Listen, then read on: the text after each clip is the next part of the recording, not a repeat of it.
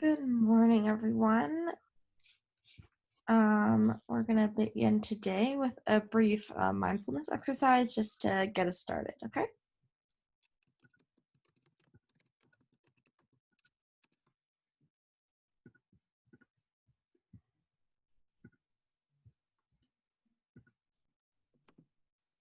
All right, let me know if you can't hear it.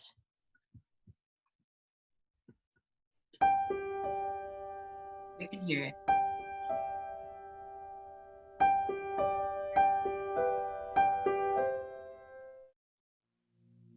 Hello, and welcome to this quick guided meditation to slow down and be grateful.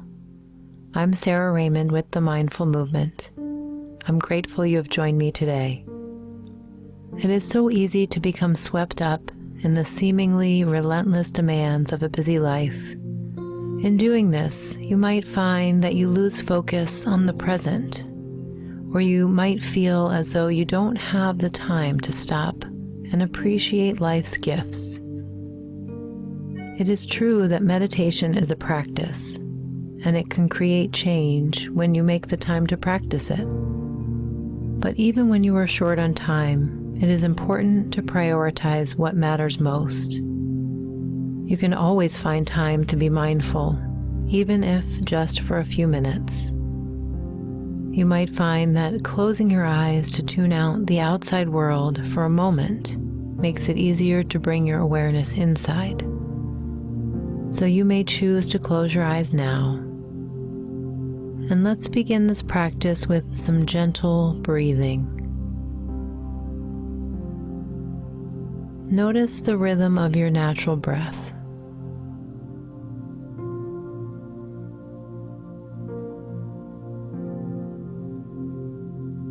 Take in a slow breath and experience the gentle rise and fall of your chest. Our breath is constant and reliable. It tethers us at all times to the present moment. Just by tuning in to the steady rhythm of your breath,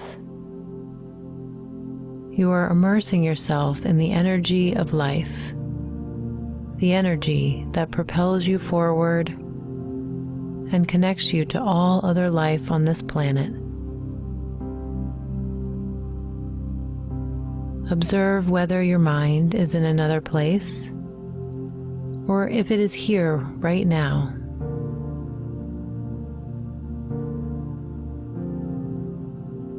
Can you allow yourself to let go of your thoughts for a moment?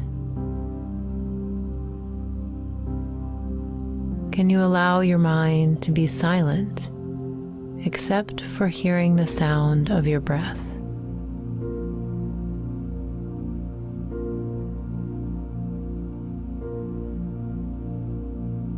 Now, notice where you are carrying tension in your body. Can you allow your clenching muscles to let go?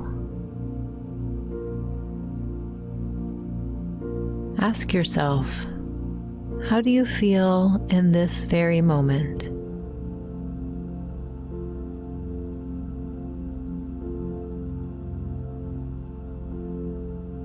Can you sense the peaceful energy of life flowing through you, invigorating you with every breath? You are the embodiment of this lively energy. Your body is a miracle and a gift, the vehicle through which you have the privilege of experiencing this beautiful world. Take a moment now to find something or someone to appreciate.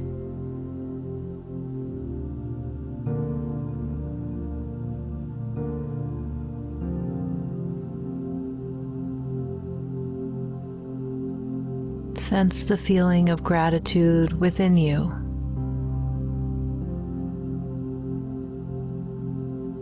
And send it outward to the world around you.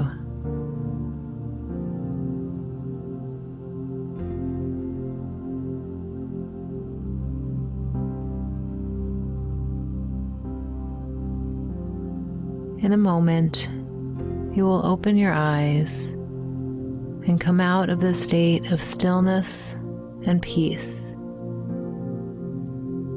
But do your best to move forward with your day with a residual feeling of gratitude. As you continue on with your day, I challenge you to continue cultivating gratitude. Perhaps you can even find something positive out of an experience that seems negative at first. Now, we will end this practice with a deep breath, breathing in love and breathing out eternal appreciation. Thank you for practicing with me today. I am grateful that you did. I hope you have a joyful day.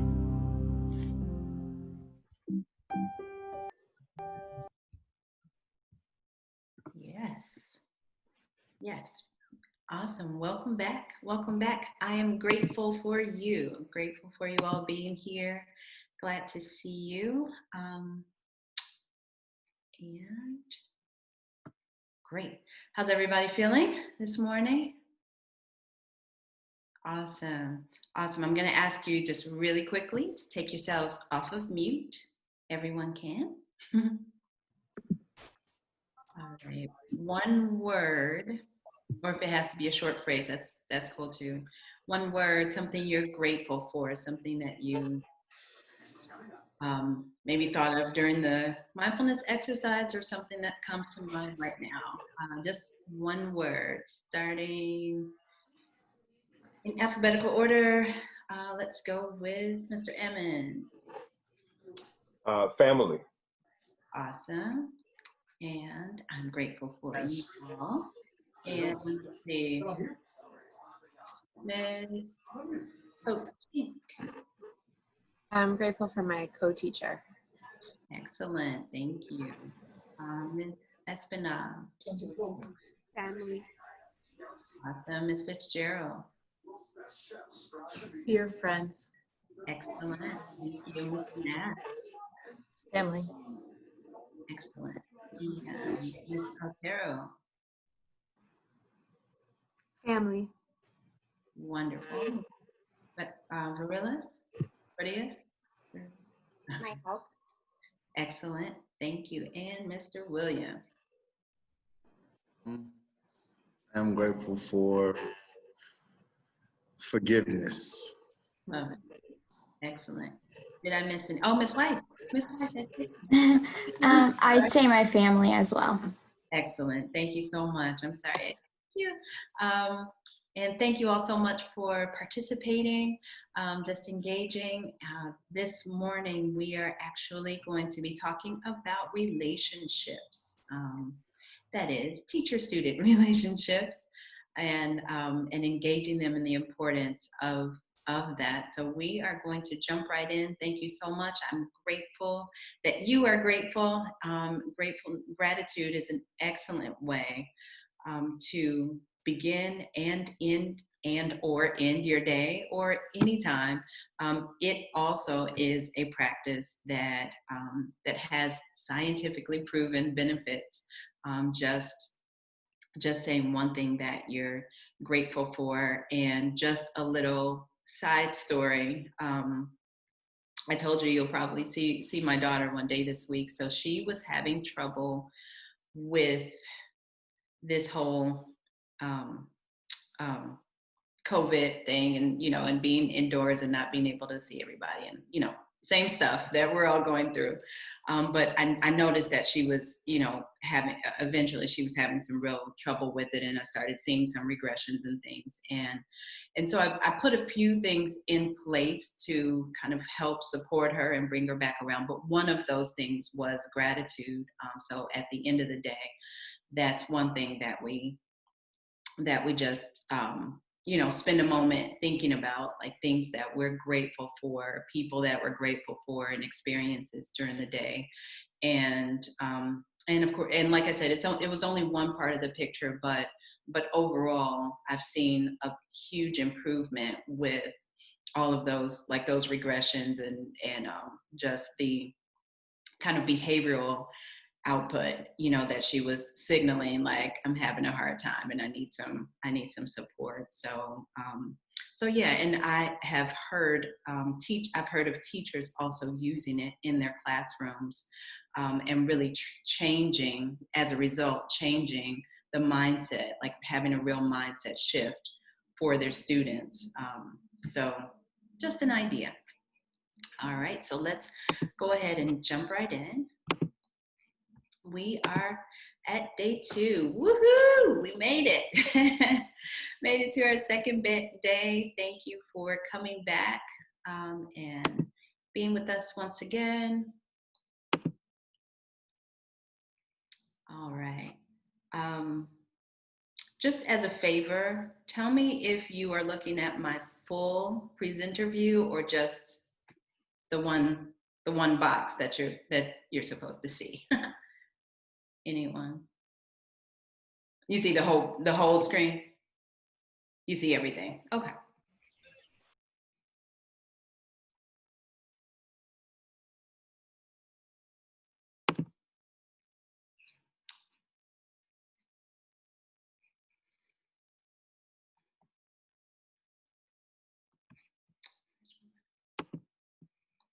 All right.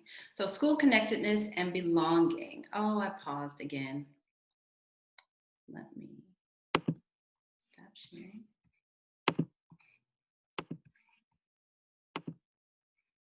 All right. School connectedness and belonging and the role of the teacher. That will be our focus for the day. We're going to do just a quick review. These are the 5 trauma responsive principles that everything will be kind of centered around for the remainder of the week. Trauma, the neurobiology of trauma shows up in behavior first. And the neurobiology of trauma affects behavior in ways that are beyond students' control. And so we're framing our understanding of behavior not as one of willful defiance, but that it actually goes back to the brain and what's happening in their brain. Number 2 is that trauma shows up in the body first. Sorry, that's what I was trying to say. All behavior is communication. They're trying to communicate a need that we then can respond to. Everyone needs to feel calm, teacher and student, in order to have a productive interaction. Our calm bodies can help to settle our students' agitated bodies. And then that consistency and predictability creates safety, and that can lead to calm. On the 4 R's, we mentioned this yesterday at some point. The 2 that we really focused on yesterday, and we'll continue to focus on a little today, is realizing trauma, understanding trauma, what it is, and how it intersects with all of the many things that we're dealing with when we're looking at the children in front of us. And then recognizing the signs and symptoms of student dysregulation, of their behavior, recognizing when they are becoming agitated and when they're showing us that they're in some type of distress. And then today we are going to continue with some of those signs and symptoms, but also move into responding and continuing to build up your toolkit. These are some of the things that we focused on for day 1. That neurobiology, attending to stress through mindfulness and other preventative supports, and then we looked at trauma responsive practices. We want to take you for a moment to the website, to our TREP Educator website, which is trepeducator.org. This is in terms of introducing your students to mindfulness. On our website, one thing that we've done is created a page here that speaks specifically to how to introduce it to your students step by step, in meaningful steps and in meaningful ways. So what you'll see at the top of this page, or when you first really enter onto the page, is you'll see these boxes, and each of these boxes connects to a part of the lesson lower down on the page. And so if you've done, for example, steps 1 and 2, you can connect right to step 3. But developing your own practice is where we recommend that you start. Step 2 introduces you to ways to actually introduce it to your students step by step, and then apply it to things that you all are already doing, and then how to actually practice it with your students. And so we teach it, I mentioned this yesterday, we teach it step by step. So we teach the breath, and then we teach focused attention. We teach open monitoring and the body scan, and so on and so forth. So this is just a resource for you. The whole trepeducator.org page is an excellent resource with lots of tools. This right here, this picture that you see with the mountains, and there's a link right here that says Mindfulness for All. This is for educators. So when it says developing your own practice, this is one that you can, if you ever find that you just need your own little kind of timeout space, timeout meaning, referring to just a break from the norm. This is a link that you can go to, and it's about a 5-minute practice.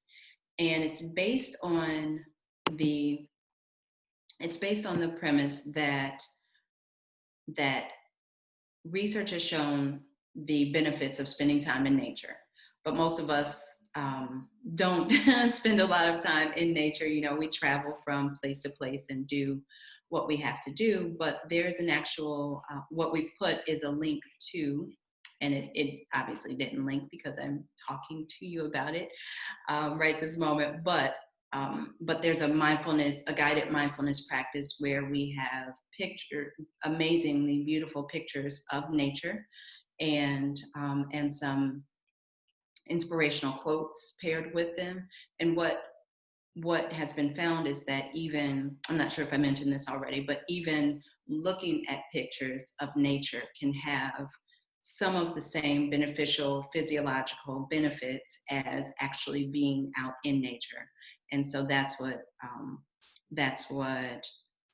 that particular mindfulness practice is for. So I'm not sure why it didn't link, but it is, oh, here it is. It is on when you're in the waiting room for coming into this session, there's a link to this particular mindfulness practice, and but you can always go to it on your own as well. And so I won't go through it because, like I said, it's a whole 5-minute thing, and it'll kind of pace itself. But yeah, just a really beautiful resource that we wanted to share.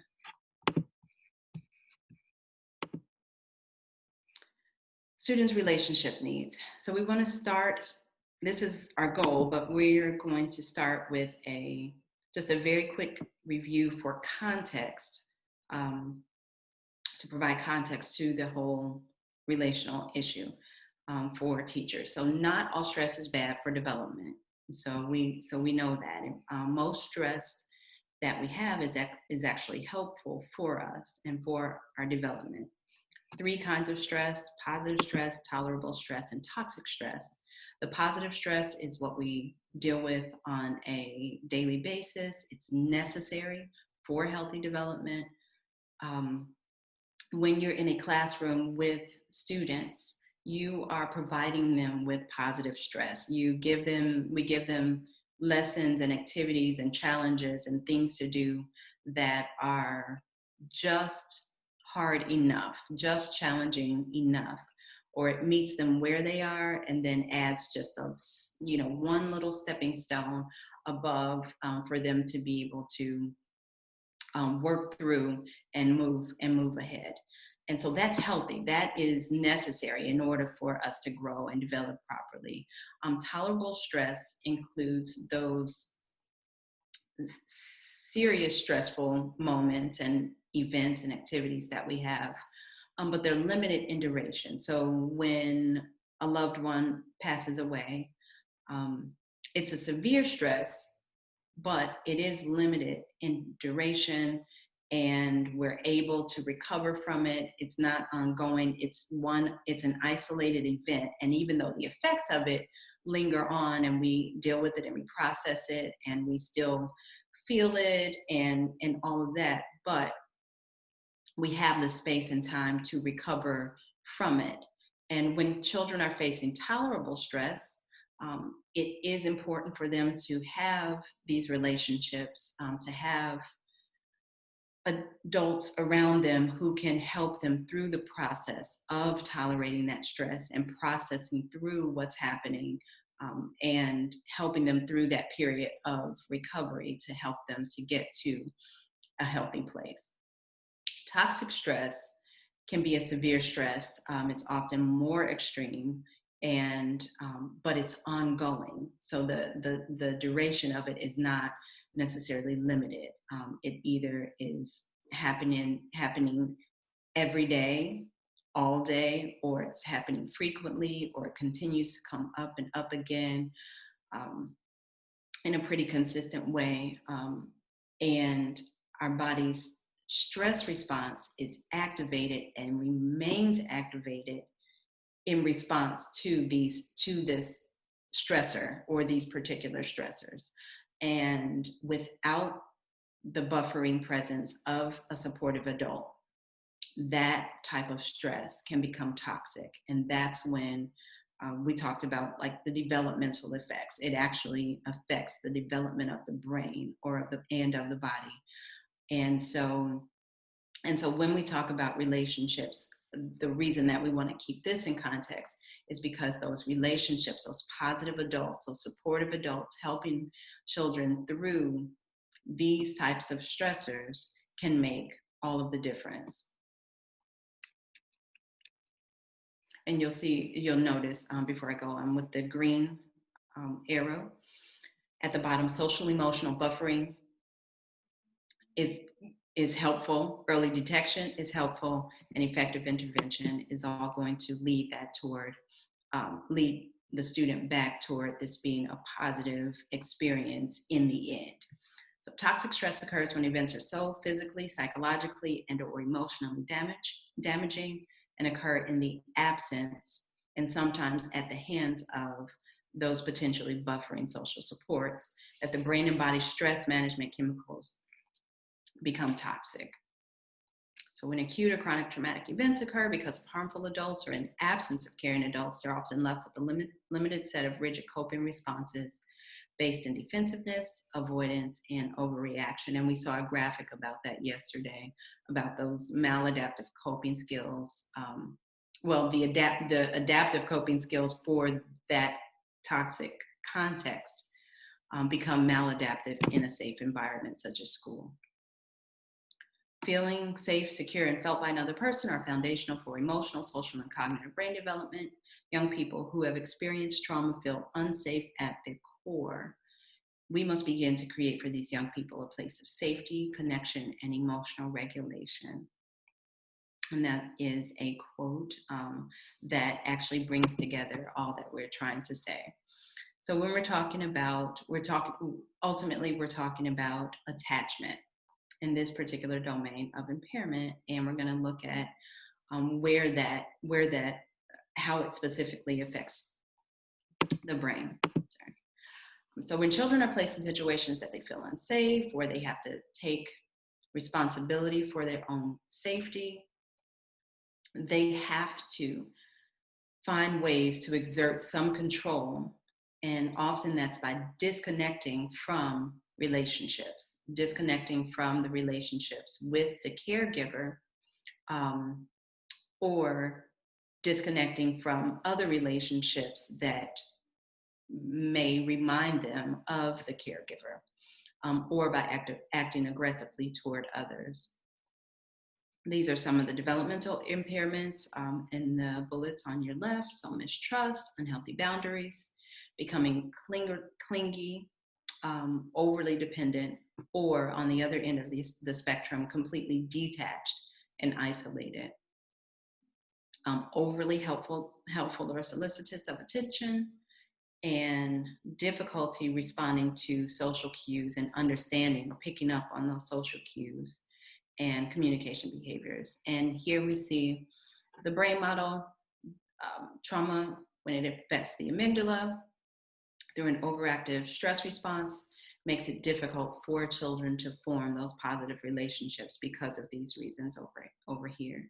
And so one of the TREP practices that you'll find in our materials, if you are interested, is one called Be a Relationship Coach. And it shows you how to take kind of a step-by-step approach to coaching children through or into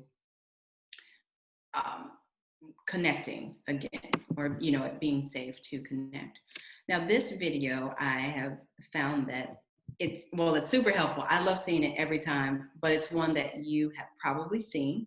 So I am going to make sure I look at your faces again, because what happens is most people are like, oh yeah, I've seen this. Because it's a really old video, but it makes me smile every time. So how many of you all are familiar with the TED Talk by Rita Patterson, I believe? Yeah, so most of you have seen it. No?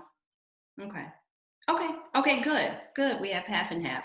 So that's okay. Those of you who have seen it, you know that it's enjoyable, and hopefully you won't mind watching it again. I love seeing it every time I see it as if it's the first time. So let's take a look. Yeah, come back.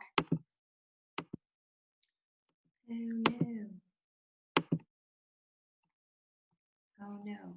So Kat or Nick, I need a favor.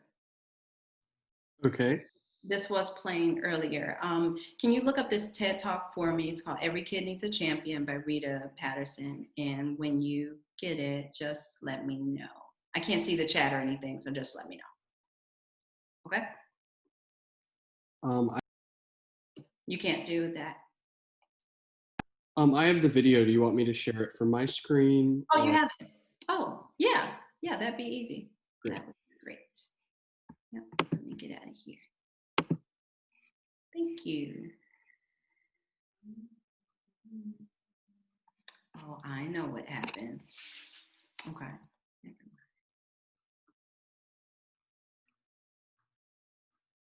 And then just let me know if everyone can hear it or not. Okay.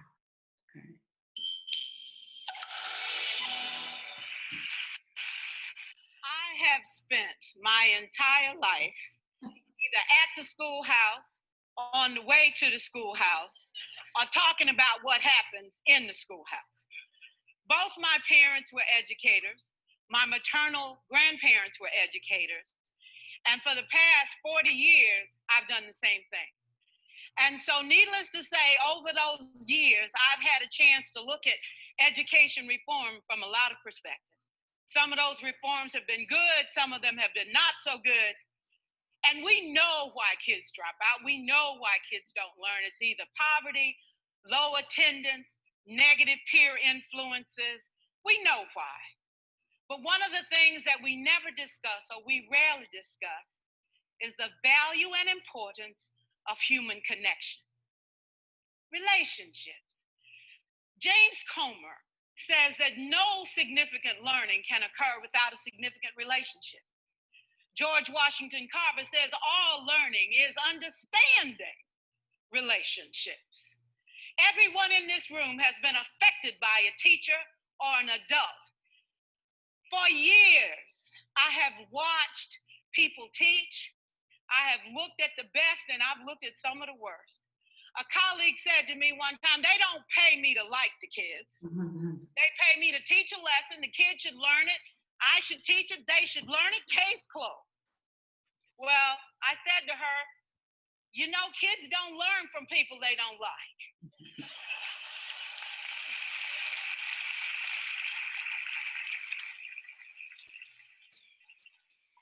said, that's just a bunch of hooey. And I said to her, well, your year is going to be long and arduous, dear. Needless to say, it was. Some people think that you can either have it in you to build a relationship or you don't. I think Stephen Covey had the right idea. He said you ought to just throw in a few simple things, like seeking first to understand as opposed to being understood. Simple things like apologize. You ever thought about that? Tell a kid you're sorry, they're in shock. I taught a lesson once on ratios. I'm not real good with math, but I was working on it. And I got back and looked at that teacher edition. I taught the whole lesson wrong. So I came back to class the next day and I said, look, guys, I need to apologize. I taught the whole lesson wrong. I'm so sorry. They said, that's okay, Miss Pearson. You were so excited. We just let you go.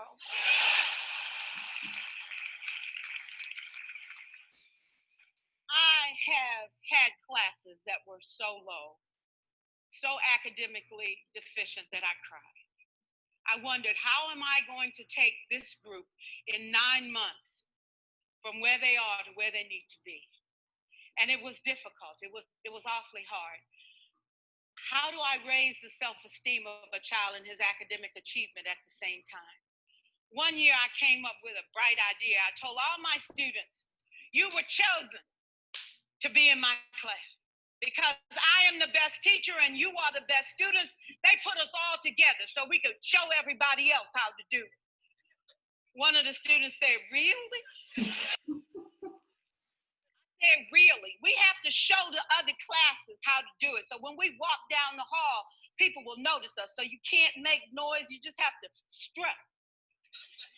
And I gave him a saying to say, I am somebody. I was somebody when I came. I'll be a better somebody when I leave. I am powerful and I am strong. I deserve the education that I get here. I have things to do, people to impress, and places to go. And they said, yeah. You say it long enough, it starts to be a part of you. And so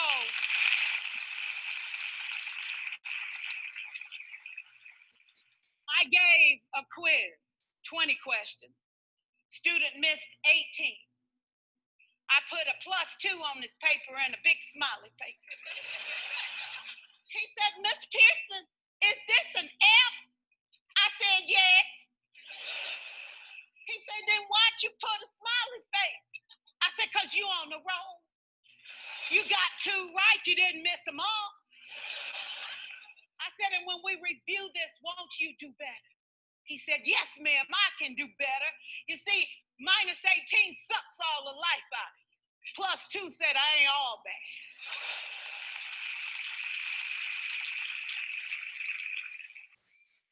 For years, I watched my mother take the time at recess to review, go on home visits in the afternoon, buy combs and brushes and peanut butter and crackers to put in her desk drawer for kids that needed to eat, and a washcloth and some soap for the kids who didn't smell so good. See, it's hard to teach kids who stink. And kids can be cruel. And so she kept those things in her desk, and years later, after she retired, I watched some of those same kids come through and say to her, you know, Miss Walker, you made a difference in my life. You made it work for me. You made me feel like I was somebody when I knew at the bottom I wasn't. And I want you to just see what I've become. And when my mama died 2 years ago at 92, there were so many former students at her funeral.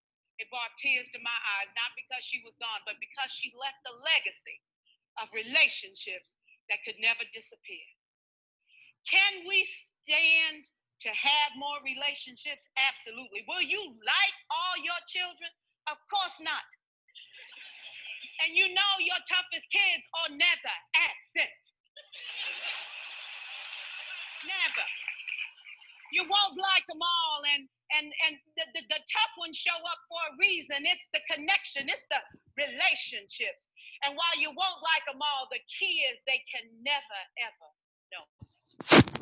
So teachers become great actors and great actresses, and we come to work when we don't feel like it, and we listen to policy that doesn't make sense, and we teach anyway. We teach anyway because that's what we do. Teaching and learning should bring joy. How powerful would our world be if we had kids who were not afraid to take risks, who were not afraid to think, and who had a champion? Every child deserves a champion, an adult who will never give up on them, who understands the power of connection and insists that they become the best that they can possibly be. Is this job tough? You betcha. Oh God, you betcha. But it is not impossible. We can do this. We're educators. We're born to make a difference. Thank you so much. Do you love that? I know, right? I love her. I could watch, and you see, it's over 20 years old, but I could watch that like every day as some inspiration. Like, yeah. So, um, since we're here, tell me what's rising up in you in terms of relationship and connection. Quick comments.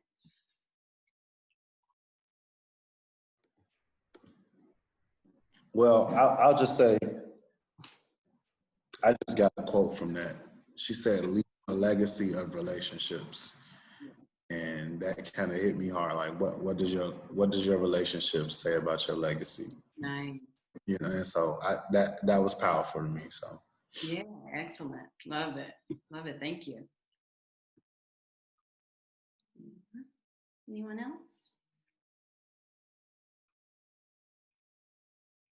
All right, I saw a few people clapping.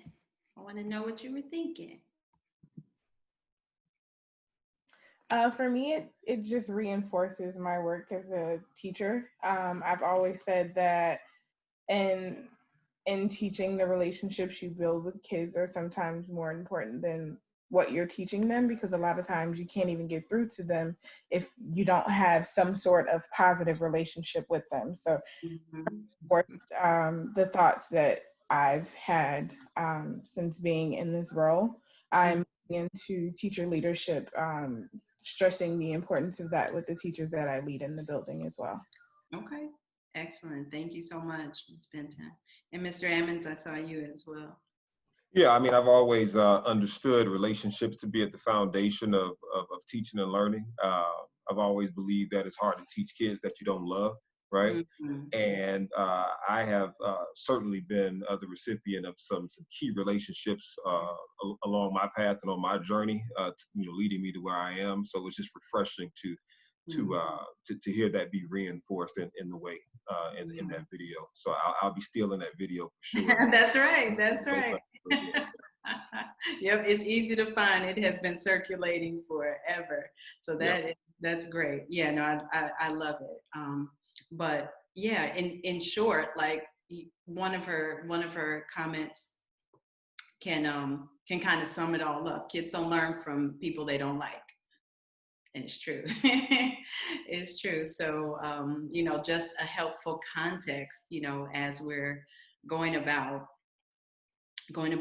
our programs and thinking about, what kids need. And when teachers get to that point, because they're having a difficult year, because there's so many behavior issues or whatever, when they get to that point where they're like, where it's kind of me versus them, and they just want to come to school and just, they want to wish everything away. Like, look, I just want to come. I want them to sit down and I want them to learn.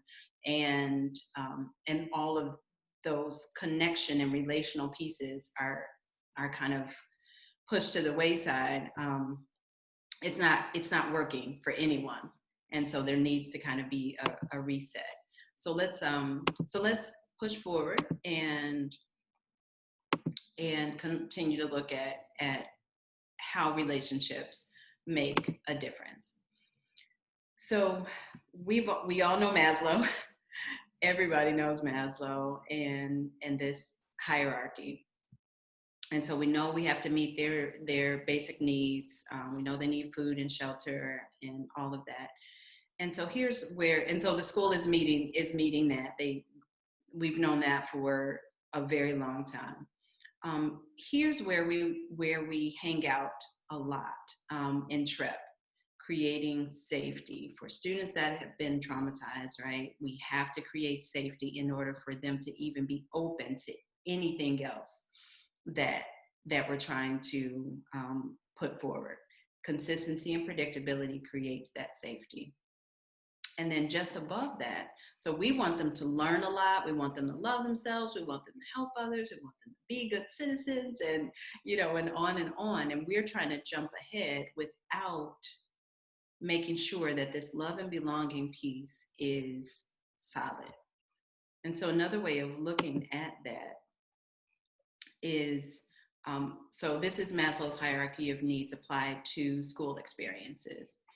And so the physiological needs, we got safety, student experiences safety, which doesn't just include physical safety, but we're really focusing on psychological and emotional safety. So that feeling of connectedness and belonging, that feeling comfortable enough to participate and take a risk, feeling safe enough to raise my hand and get an answer wrong or right, and knowing that the teacher is not going to allow other kids to laugh or to snicker or to put me down and things like that. Like knowing that this is a safe place where I can take those risks and they don't feel so costly, because we all get things wrong and we all get things right, and we're all in this together, and getting things wrong is a valuable part of learning and all of that. So creating that psychological safety, that emotional safety that says that you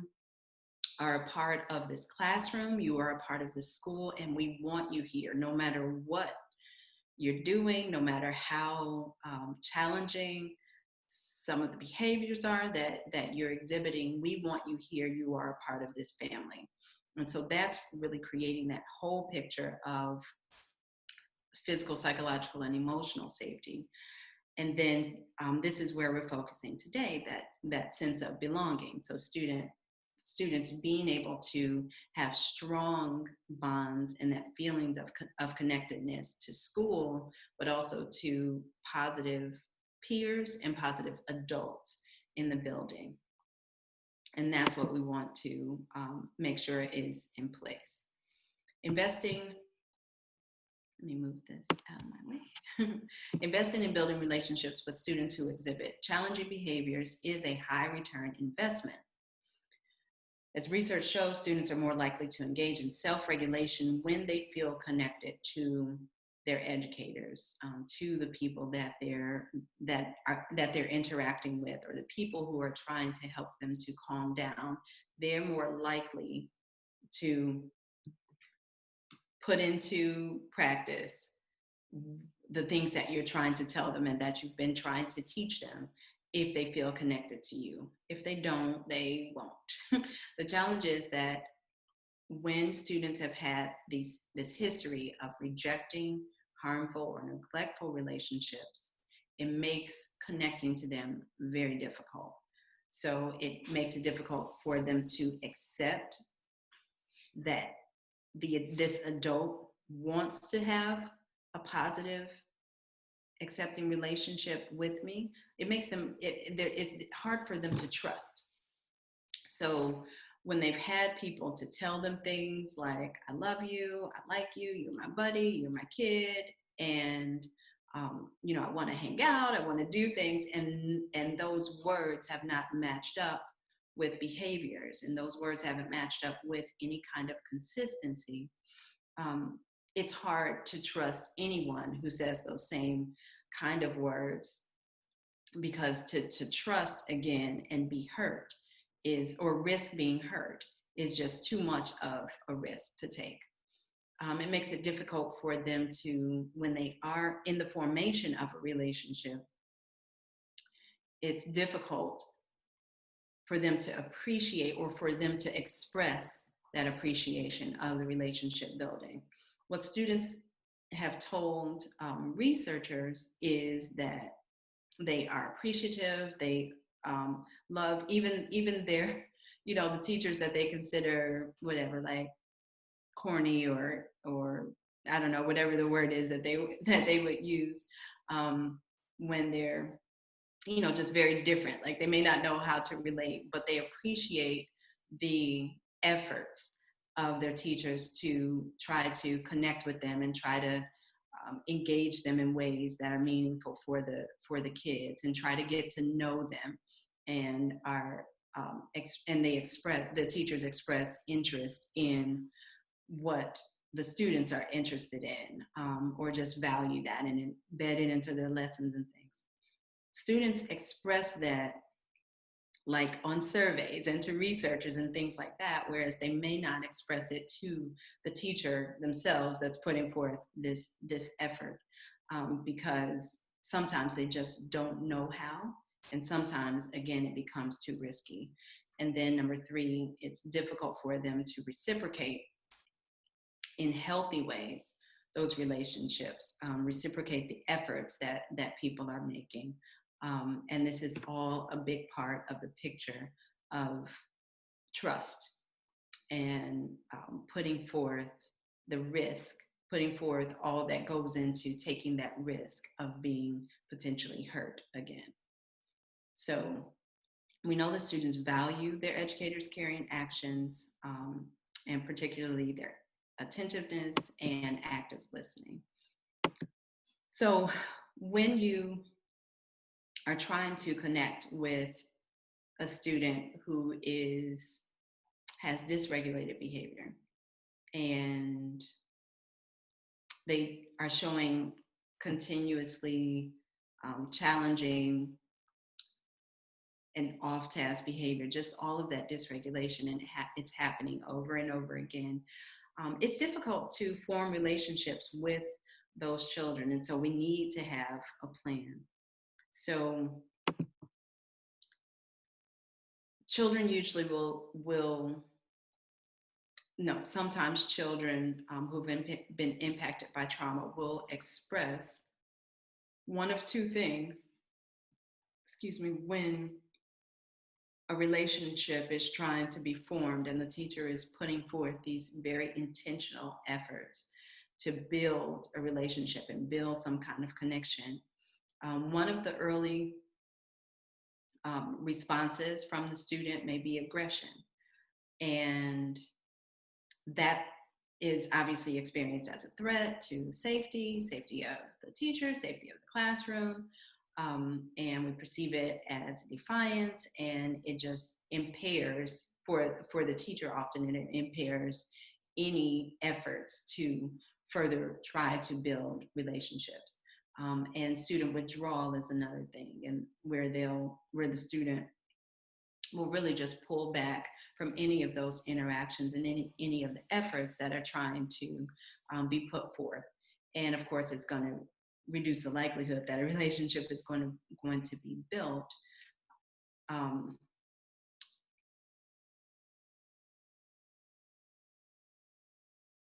But what we know is that continuing to press in toward those relationships becomes an important and necessary part of the children's sense of belonging for this, for the school overall.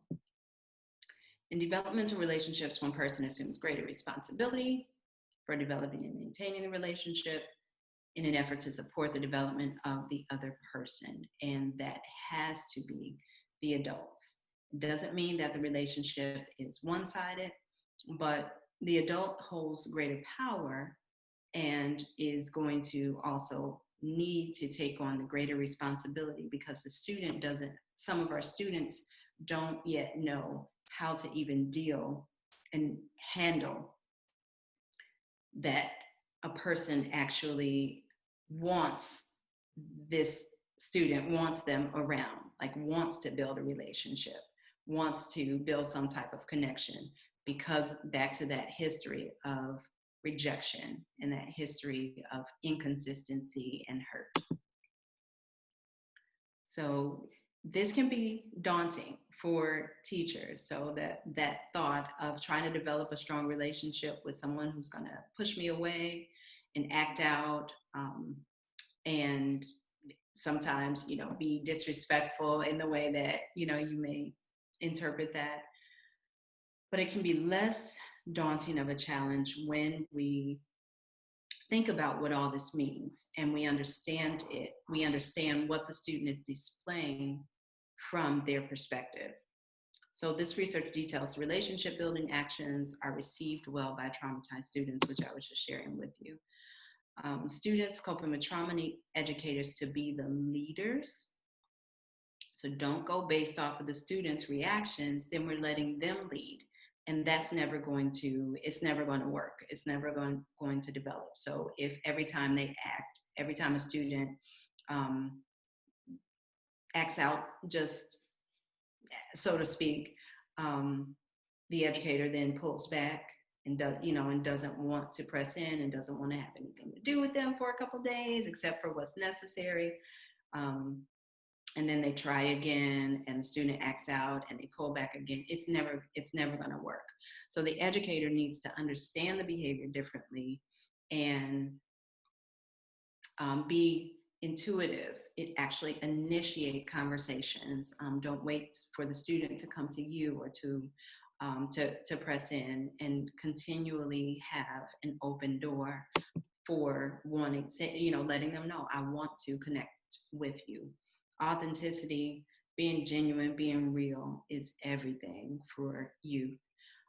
These students need educators who actively listen, show an understanding attitude toward what they're experiencing, even if they don't understand it from an experiential view, but they show some compassion toward the difficulties that the students are facing, and acknowledging that they are facing difficulties, that it's hard sometimes just to get to school. Like, this is the feat.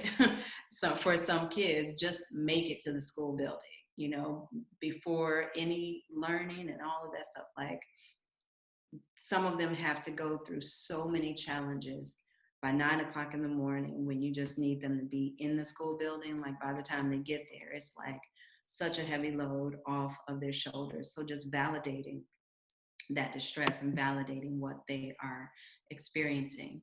Students exhibiting off-task and disruptive behaviors need educators who are tuned enough to who the student is, not what they do, but who they are at their core, to be able to observe the overt and covert cues of distress. So kind of being able to intuit what's going on with the student based on what you see, and what you can kind of interpret based on what they say or don't say, and responding in ways that are responsive to their needs. And then students who are predisposed to mistrusting adults need educators who can kind of individualize their relationship building efforts and actions with them.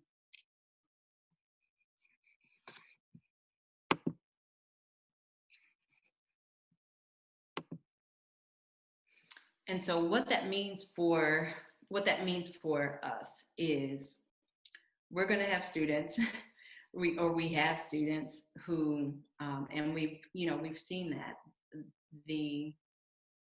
sometimes it seems like some of the kids who are having trouble with behavior or meeting like the behavioral norms of a school or a classroom, it seems like once there's some intervention, so the teacher connects the student to the counselor or to the dean, or tries to do a check, have someone to do check-in and check-outs with them, and it seems like their behavior just gets worse. They start getting in trouble, so to speak, even more. And because some of those actions can be really emotionally charged for the adults, because sometimes they're hurtful, sometimes they put other students' safety at risk, and sometimes it's like, okay, we're doing everything that we can for you, and this is how you repay us, right? And we feel that way, and so we start to then pull back in our efforts. And consequently, that ends up sending to the child the same message that they have been receiving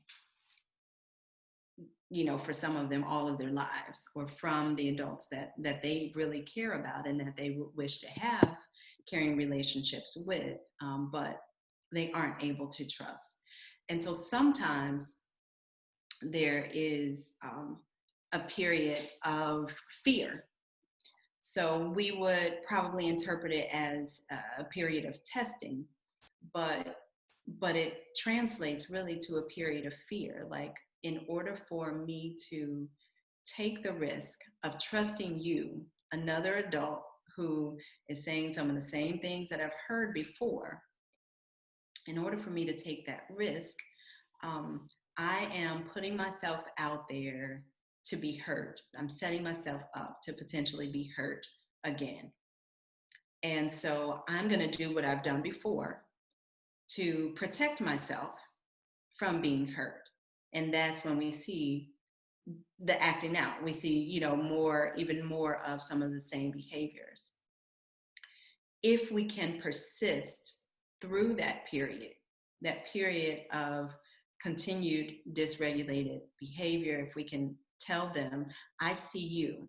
I know that you did this. I know that you've done these things, and you are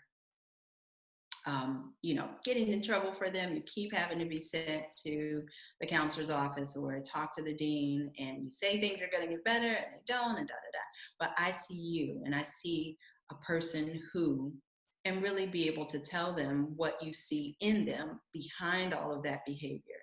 Then you're speaking a different language from what everyone else has said before. And so we have to learn how to persist past what we see on the outside, and really get to who the child is on the inside, and the potential that they have, and the hope that you have for them despite the behavior. Behavior aside, they are a person, and they are struggling to meet the behavioral expectations of the class and of the school. And you can communicate that I can support you, and we can support you in learning how to manage distress and how to manage difficulty and challenges.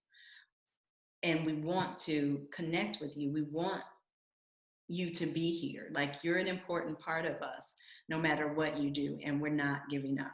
And so when we can start to speak that language to them, then they hear it a little bit differently.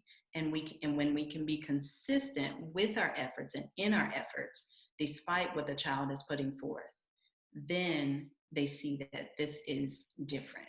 We have to show them something different from what they've seen in order for them to cross that line into, okay, I think this is safe enough for me to be able to take that risk. And that's where we have to go. What are our challenges in this, in being able to persist? What's coming up for you in terms of the challenge? So this is hard. This is hard stuff, It always reminds me of a lot of kids who are adopted or in foster care, older kids. Families have those stories of how their behavior just escalates and escalates and escalates. Those families who persist through that escalation end up having stories of success. And those who aren't able to persist through that escalation they don't have success stories.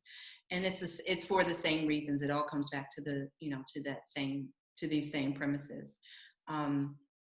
So this is hard work. This is a daunting challenge, as the presentation said. So what comes up for you in terms of barriers to being able to make it work?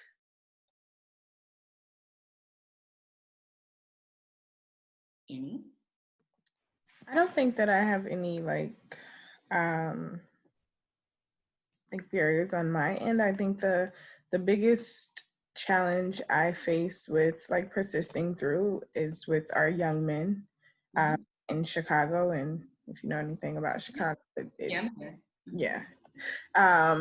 But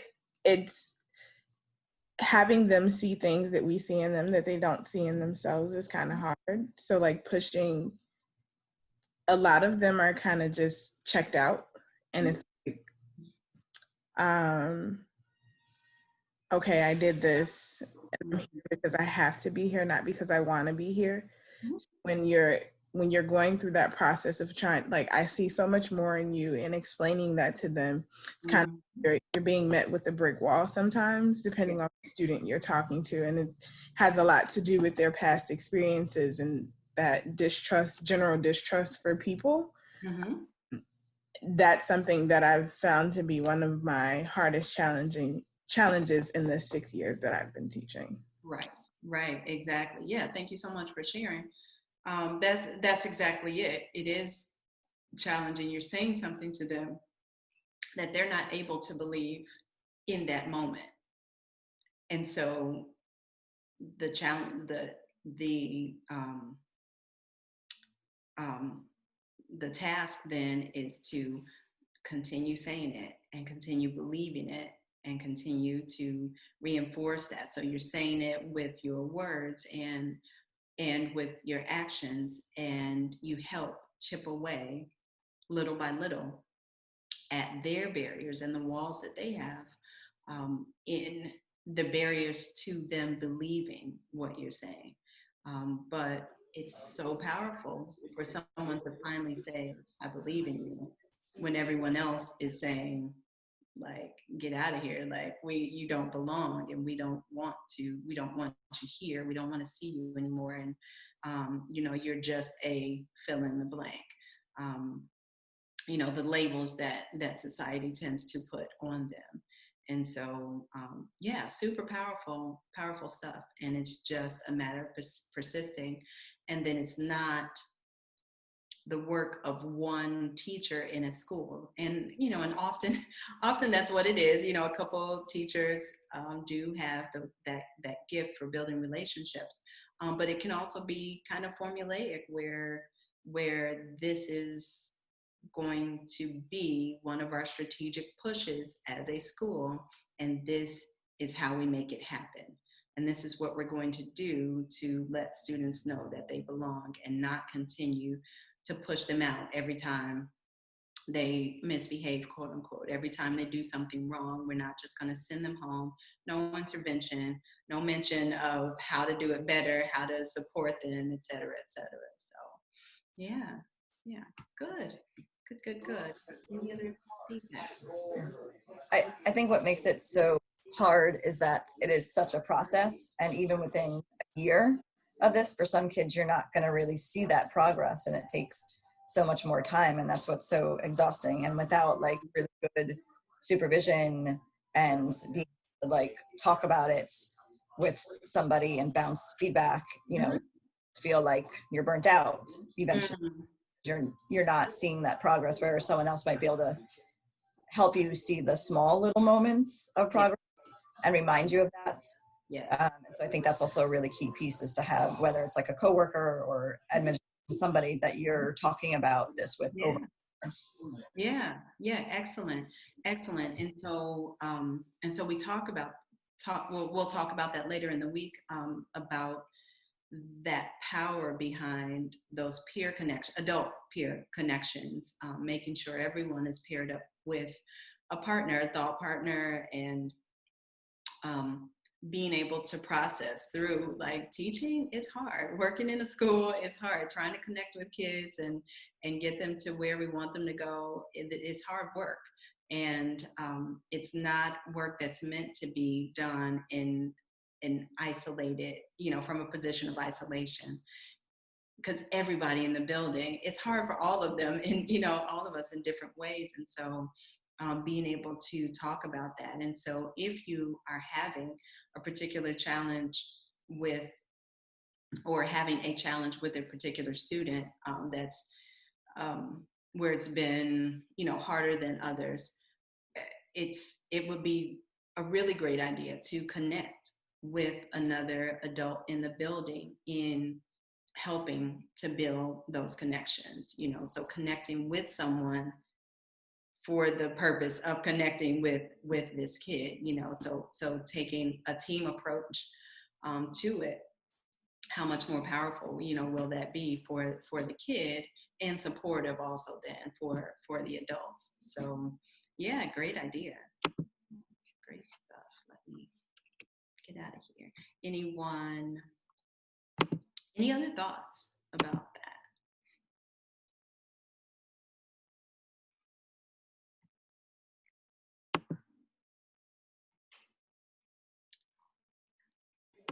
I've been thinking about connecting our words to our actions. I think sometimes you mentioned in the presentation the fact that students who've experienced trauma have more difficulty trusting, and they're really, their radar for an inauthentic like relationship building effort is really attuned, it seems like. And I've experienced that with students where I sort of approach them with a like, I'm here for you. And something in what I'm doing in the classroom is sending them a different message. So I've been thinking a lot about like, what are the things that I'm doing that is undermining the things that I'm trying to get through to them, and the efforts that I'm trying to make to build a relationship. You know, if I'm saying these words, but then I'm cold calling them during a lesson, or like, what is it that I'm doing that's putting them back on guard and making them feel that reaching out is not authentic? Yes. Excellent point. Sometimes, especially when you feel like you can't quite figure it out, and it's okay to have another adult come in and, you know, and just put eyes, you know, can you come and just sit in for 15 minutes and see if you notice anything? But the biggest, the person who's able to communicate those barriers the most is the student. You know, having a genuine conversation with them and asking them in a way that respects who they are, and and honors and values, you know, their opinions and their thoughts. Asking them like, I really want to, I'm really trying to make a connection, because I believe in you so much and I see the potential that's there behind you. So build them up, right? And then I noticed, I'm wondering if there may be something that I'm doing that's kind of blocking my efforts, or another way to say undermining, you know, my efforts, or other things that I do that make you feel uncomfortable, or things that I do that are a little irritating for you, or whatever, you know, however you want to put that, or whatever you're seeing, just bringing awareness to the moment and asking them, you know, what they are, you know, what's going on, or what is it that they don't like. And many of them will tell you, some of what they tell you, you know, will be surprising, but not arguing with like, no, I don't do that, you know, that's not what I meant. But just, you know, taking what they say at face value, because the way they interpret what you're doing, whether it's your intention or not, is truth for them. And so taking that and figuring out what can be done. They can help sometimes also in that problem solving process, but just the effort of knowing that you would take the time out to ask them and listen to their words is also a meaningful act in relationship building. Yeah, really great. Good. So on a much lighter note, because that is heavy. You know, thinking about what this looks like on a day-to-day. It is a hard job, but it is possible. And yeah, it is possible, and it's something that is necessary if we want the best out of our students. It's something that we have to do. And so for those of you who are teachers, and like classroom teachers, and those of you who are in other positions around the building, thinking about the importance of relationship building, and how do we how do we help to infuse this into the culture of our school? So just the way that we do things, like have everybody on board with, we have to build these relationships. We have to help students to feel connected. Just a sidebar, it made me think for a moment about all the students that are not engaged during remote learning, and who haven't engaged and who are not going to engage during remote learning. Even though there are tons of reasons why that happens, you know, for different people, but a lot of it, as other people are talking to kids and to families, a lot of it comes back to relationships. Those who enjoy their teachers, who like their teachers and know that the teachers like them and they're gonna have some fun when they get there, even though they're, you know, they're gonna have to do some work, but they're also gonna have some fun and enjoy what's going on. They will come. they do come. And those who feel more disconnected already, this is a nice reprieve. I don't have to be in that teacher's face every day. She doesn't have to be in my face. She doesn't have to be calling my name and calling me out and embarrassing me. And, you know, like it's a nice reprieve to not have to be in front of that adult, you know, time after time. And so yeah, but those who but that connection can make such a big difference, even remotely. And so I'll tell you a quick mini story. One of the schools that I was at, we had gotten to the point right before schools closed or schools went to remote learning. School was getting to what felt kind of like a breaking point with behavior. And yeah, things were just kind of getting, I don't know, kind of out of control in certain pockets of the building. And, you know, teachers were getting to that point. A significant number of teachers were getting to their point of burnout. And some of the students, I think, were, you know, the same. And when remote learning happened, those teachers who were at that point, some of those teachers who were at that kind of breaking point, so to speak, had to take an approach where they were like, we just need to start over. And so it actually was kind of refreshing.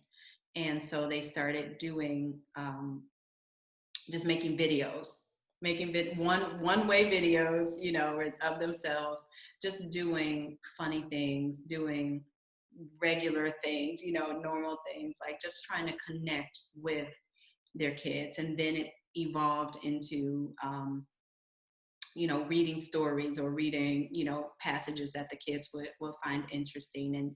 And so step by step, they kind of ease the kids back into just being connected, because they started off in a good place early on in the year, and it had just kind of, you know, started to go downhill from there. And so they started on just a very human, personal level, like, let's just connect, let's laugh, let's relax, you know, let's just experience what we're experiencing together, you know, and then incrementally added on, you know, learning, and just kind of reeled the kids back in, and ended up having, you know, a like good numbers in terms of engagement with students engaging in the remote learning process. And sometimes that's what has to be done, you know, even whether it's in person or remote. Like, let's just take a step back. You know, I know things are getting intense because I see the end of the year coming and all these objectives haven't been met, and I'm trying to, you know, stuff them down your throats because we got to get them, and test time is coming, and, you know, and all of that. Let me just step back. Let's just be normal for a minute. You know, let's just have some fun for a minute, because that connection starts to be missing, especially when we're feeling stressed out because of what has nothing to do with the students. You know, it could be our own personal lives, but stuff that's coming from administration and from our district, from the district level, and all of that. Our stress is then creating stress for the students, and they're acting out because of it, and it just becomes cyclical. and it doesn't work.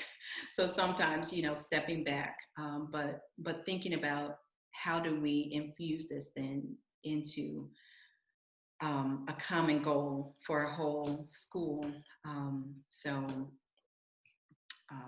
that all the kids can benefit, and those who are usually on the margins, those students who end up being on the margins because of their behavior, can really be brought to the center and become a central focus for all of, for the efforts of all the adults in the building.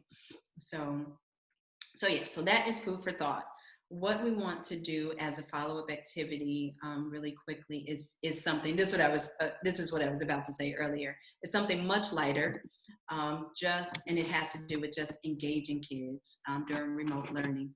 We recognize that a lot of the schools are moving to a hybrid model for September, or are looking toward that at least, and we need to figure out how to connect with our kids. And so there are two things that I want to do. Let me open up the chat.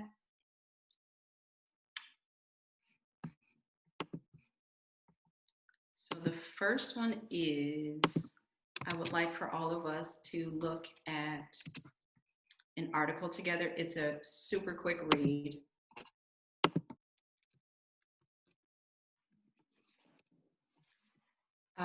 I'd like for all of us to look at the article that is in the chat right now. And it's 7 ways to maintain relationships during school closure. And these are really light ideas. So it's not the heavy work of, persisting through all the trauma and all of that, but just some basic ways to relate and connect with kids during school closure. So if you could take a look at that article, or at least get it up on your screens.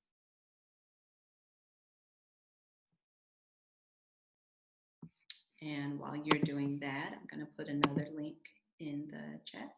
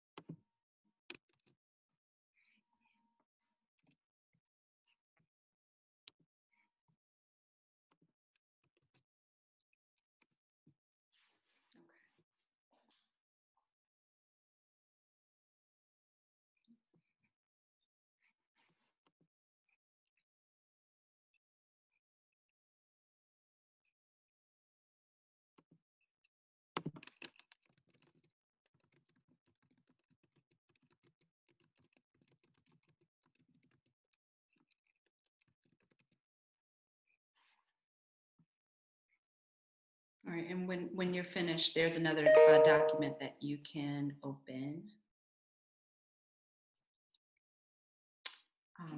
A link in the chat.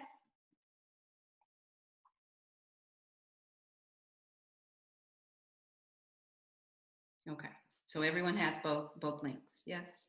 Okay. All right, so what I'd like you to do, so the article we're hoping just, kind of gave you some springboard ideas.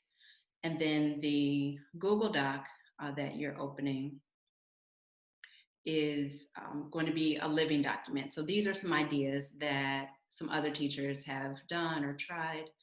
And I would like for you all, we're going to put you in breakout rooms for you to talk together, but you can also add to the Google Doc any ideas for connecting to students during remote learning that you think would be practical for engaging your populations, that you have at your school, and would help to draw students in and keep them engaged, maintain their engagement. Oh. Ah.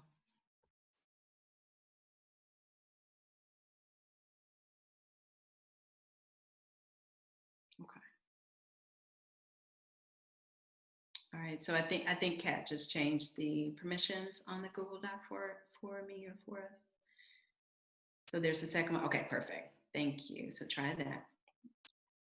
All right. So we're going to go into your breakout rooms and do some chatting about not necessarily the challenges, but some ways of trying to make it work for your populations, because we know what the challenges are to that engagement and connecting, especially to the kids who just aren't engaging and don't have the family support and that kind of thing.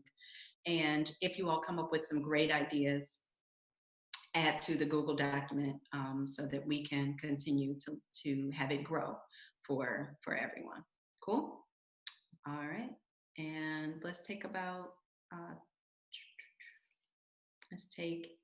8 minutes to do that, and we'll come back together, and actually we'll be taking a break after that. All right. Thanks so much. See you in the breakouts.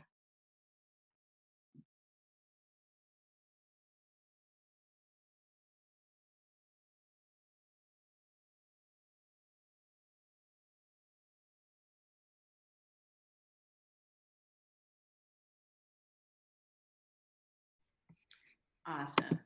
Yay! Woo! Whoop, whoop, whoop, whoop, whoop. Yes. Did you all see all the other ideas? They're so great. I was just reading through them and they're amazing. That was amazing. So now you have that to add to, you have your collective ideas to add to your tool belt, take back with you to your places of employment, and and share. They were amazing. The one that got me excited was the virtual counseling center. Love it. Who added that? Who added that on here? Anybody? No, it had to be one of you because that was just us. That was only our ideas. Well, whoever added it, you get a gold star for the day. So I appreciate that. But all of them, oh my God, they were such great ideas. So thank you for contributing. And now you have more to take back with you. We are going to take a break for 5 minutes. So just a bathroom break, refresh your coffee, your water, and we'll see you back at 07. All right, cool. Thank you so much. All right.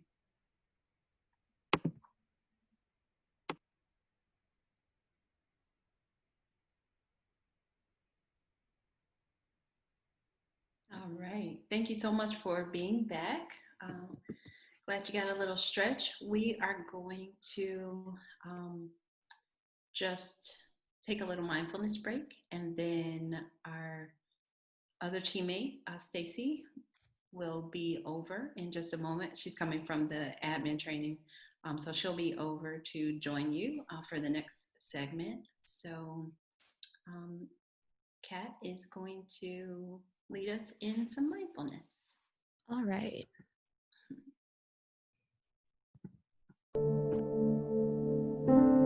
Fly with Abel and Phi. Body scan meditation. Sit in a comfortable position and bring attention to your body. Close your eyes if that's comfortable for you. You can notice your body seated wherever you are, feeling the weight of your body on the chair or on the floor. Take a few deep breaths. breathe in through your nose. 1, 2, 3, 4. Breathe out through your mouth. 4, 3, 2, 1. Breathe in through your nose. 1, 2, 3, 4. Breathe out through your mouth. 4, 3, 2, 1. Now bring your attention to the top of your head. Sense this area. What do you feel? Stillness or a feeling running through your hair? Breathe, and as you breathe, relax the top of your head. Continue to breathe and move your attention to the side of your head in your ears. What do you sense? Do you hear anything? Now bring your attention to the neck and throat. Let them be soft. Relax. Soften your jaw. Let your face and facial muscles be soft. Smile softly and gently. Notice your back against the chair. Bring your attention into your stomach area. If your stomach is tense or tight, let it soften. Take a breath. Notice your hands. Are your hands tense or tight? See if you can allow them to soften. Notice your arms. Feel any sensation in your arms. Let your shoulders be soft. Bring your attention to your legs and your feet. Feel your feet touching the ground and making a connection with it. Now notice your whole body present. Take one more breath. Be aware of your whole body as best you can. Take a breath, and then, when you're ready, you can open your eyes.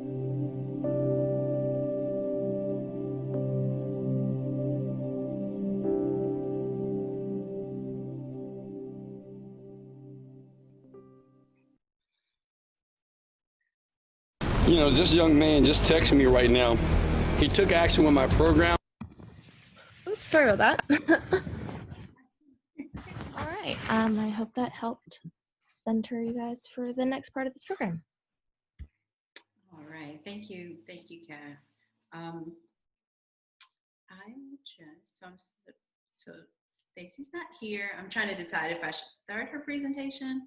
I do have access to it. Oh, someone else is coming. Here we go. Hi, Miss Sherry.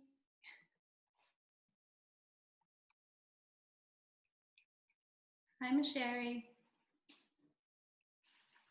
Hello, sorry. Hi there. Yes, are you joining us today? We just finished mindfulness, so we were about to make a little shift. Are you presenting for us today? Yes, I am. Welcome. I was actually in the wrong virtual space. Yeah. And had to come over to this virtual space. So, yeah. Well, thankfully, it's a lot easier. I didn't have to like run across the building or anything like that. I just had to know. Tell me about it. And get into this virtual space. So, good morning, everyone. I don't think I have actually met you guys yet. Yay. Sure. So my name is Miss Sherry Keels. I'm an associate professor at University of Chicago and the founder and director of this project. So really happy to be with you guys here today and being able to talk with you. I know you guys have been doing a lot of work, and you've heard from Jamila, who will be with you most of the time. Stacy as well as Shannon have come through and talked with you guys and had some discussions with you. And so now I am coming in just to visit for a while, get to know you guys a little bit, and talk about, continue the discussion about relationships. And with a focus on pedagogical caring relationships, just continue, you guys would have just talked about from the student's perspective and what the students need. And as we move into this discussion on pedagogical caring relationships, it's still focused on what the students need, but with a framing of how to improve your ability as educators to give students those relationship needs without it being as emotionally laborious and emotionally taxing. It's still always going to be emotional labor as part of the work, but there are ways in able to make it more sustainable for yourselves in doing this. And I just have to move something. There we go. Okay. And let me see if I can, where's my computer? Everything organized.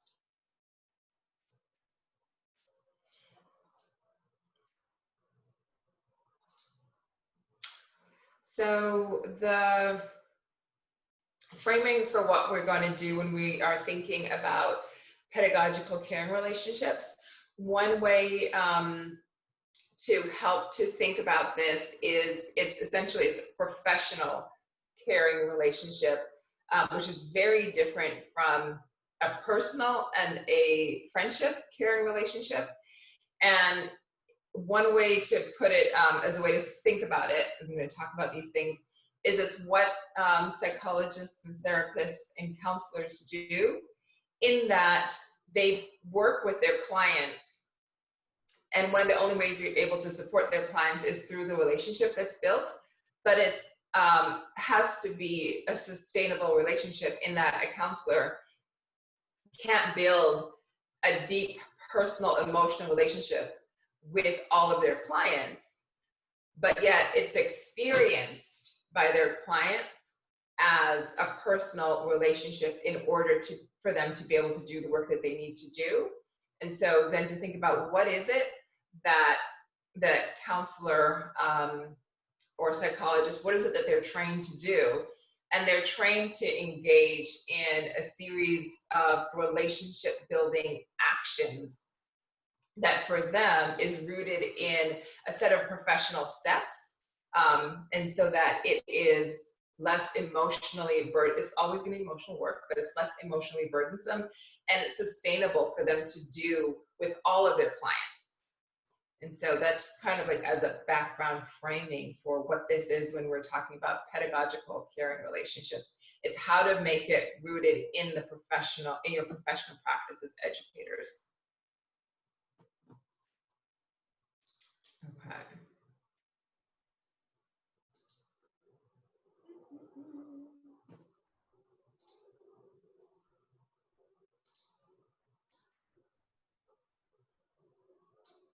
All right. So this slide is kind of less, it matters for you guys, but it's less important as a slide to go through and discuss in detail with you all, because you're here doing this training during your summer because you care, and there's a strong connection for you for the work for this work that you're doing, that you're investing all of this additional time. But it's important to think about, and it might relate to many of your colleagues, that when having these conversations about kind of relationship building with students, sometimes it's important to go back and think about why teachers teach, why you're doing this work.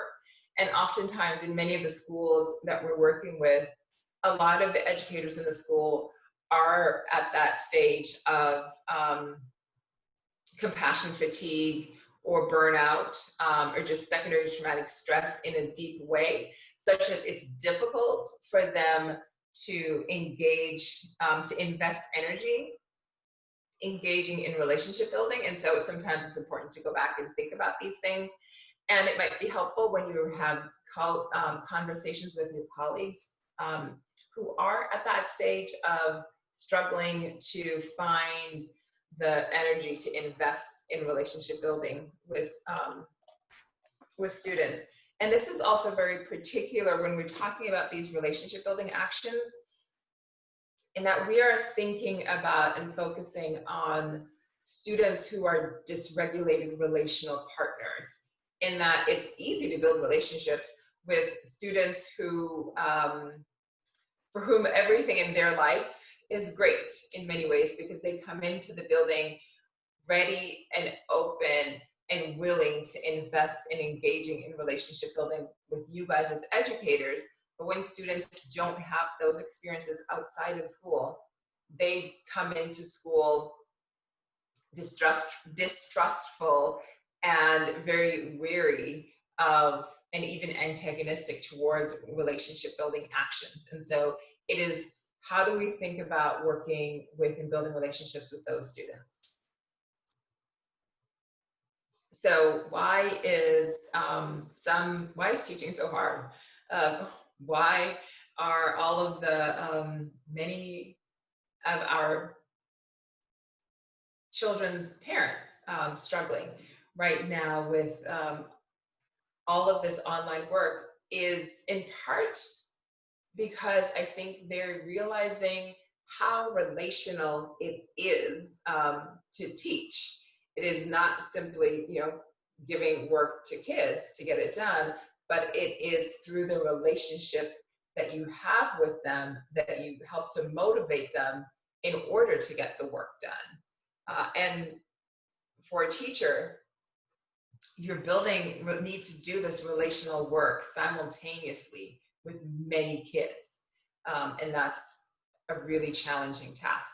And so teaching is often called a caring profession, with care defined as teachers demonstrating caring actions, teaching students to care for each other, and also just the very motivation for all of the quote unquote extra work, but really it's just part of the basic work that you have to do, that all of that is being motivated from this personal ethic of care.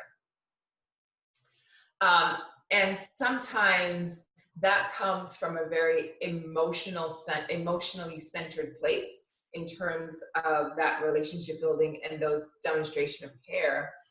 And so one thing though that we've learned about emotionally centered caring of teachers when working in very high stress school environments and educating kids that are coping with high levels of trauma is that it has a very high emotional burden. So you're carrying a lot of the emotional burdens of your students. And that, as we know, and as I'm sure many of you have experienced, it is unsustainable, it's unbearable, and it's an emotional drain. So how can we still do the emotional work of teaching with it being less personally, emotionally taxing, but still being experienced for our students as emotionally supportive? So one aspect though that we need to think about, and I'm sure you can think about, it may apply to yourself, how you think about these things, but it also may apply to some of your colleagues.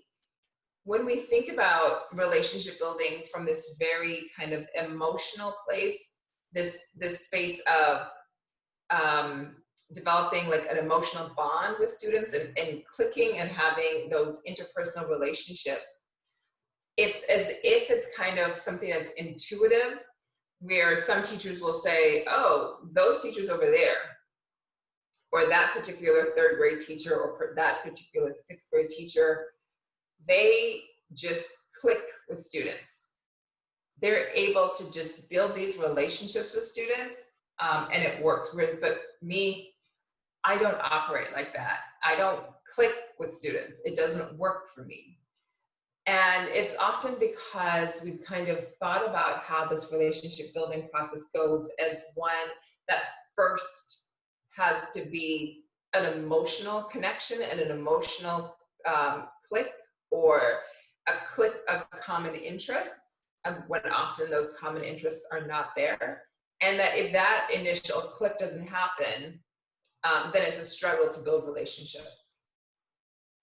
But that kind of framework neglects what we've learned about the preparation that's necessary and the idea that it can be broken down into action steps in order to handle and manage the emotional labor of doing this relationship building work. So one of them, the first thing, is a perspective shift. So shifting from being sympathetic about students' challenges to being empathetic about students' challenges. So educators in schools with a high rate of trauma exposure often express the impossibility of building strong emotional bonds with so many needy students.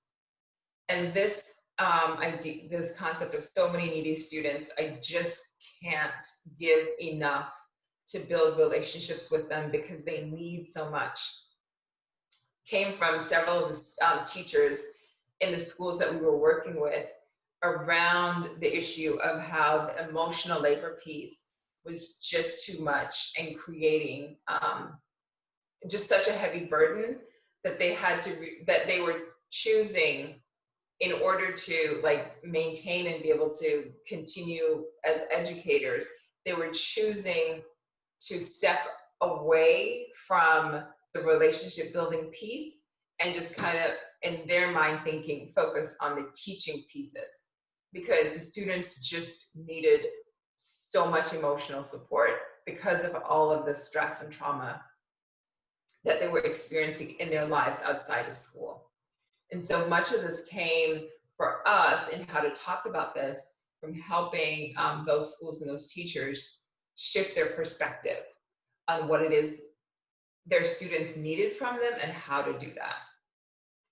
So this perception of traumatized students as bottomless wells of emotional need, and educators as the only ones who can fill that well, casts students as drowning and educators as lifeguards.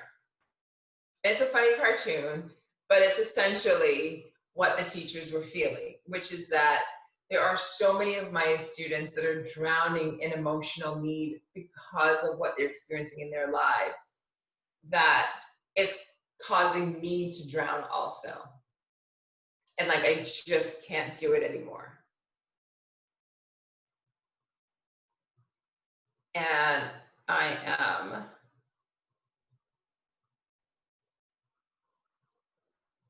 pausing just to find out a little bit about to what extent does any of this resonate with any of you in terms of the emotional labor pieces of the work that you do.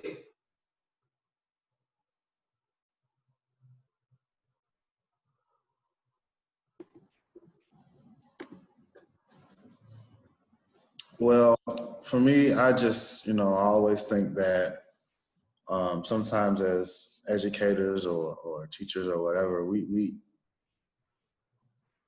tend to forget that we've taken on so much baggage in our own lives, and then we have to come on and take so much baggage in from the students as well, that we forget that you can't pour from an empty cup.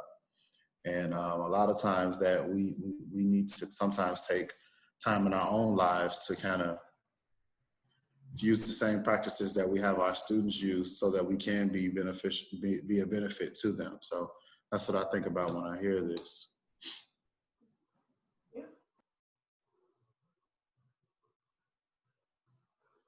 Any other thoughts on this?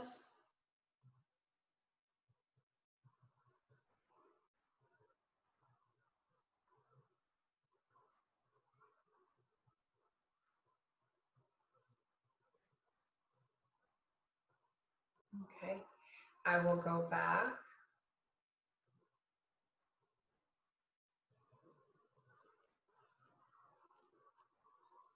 So,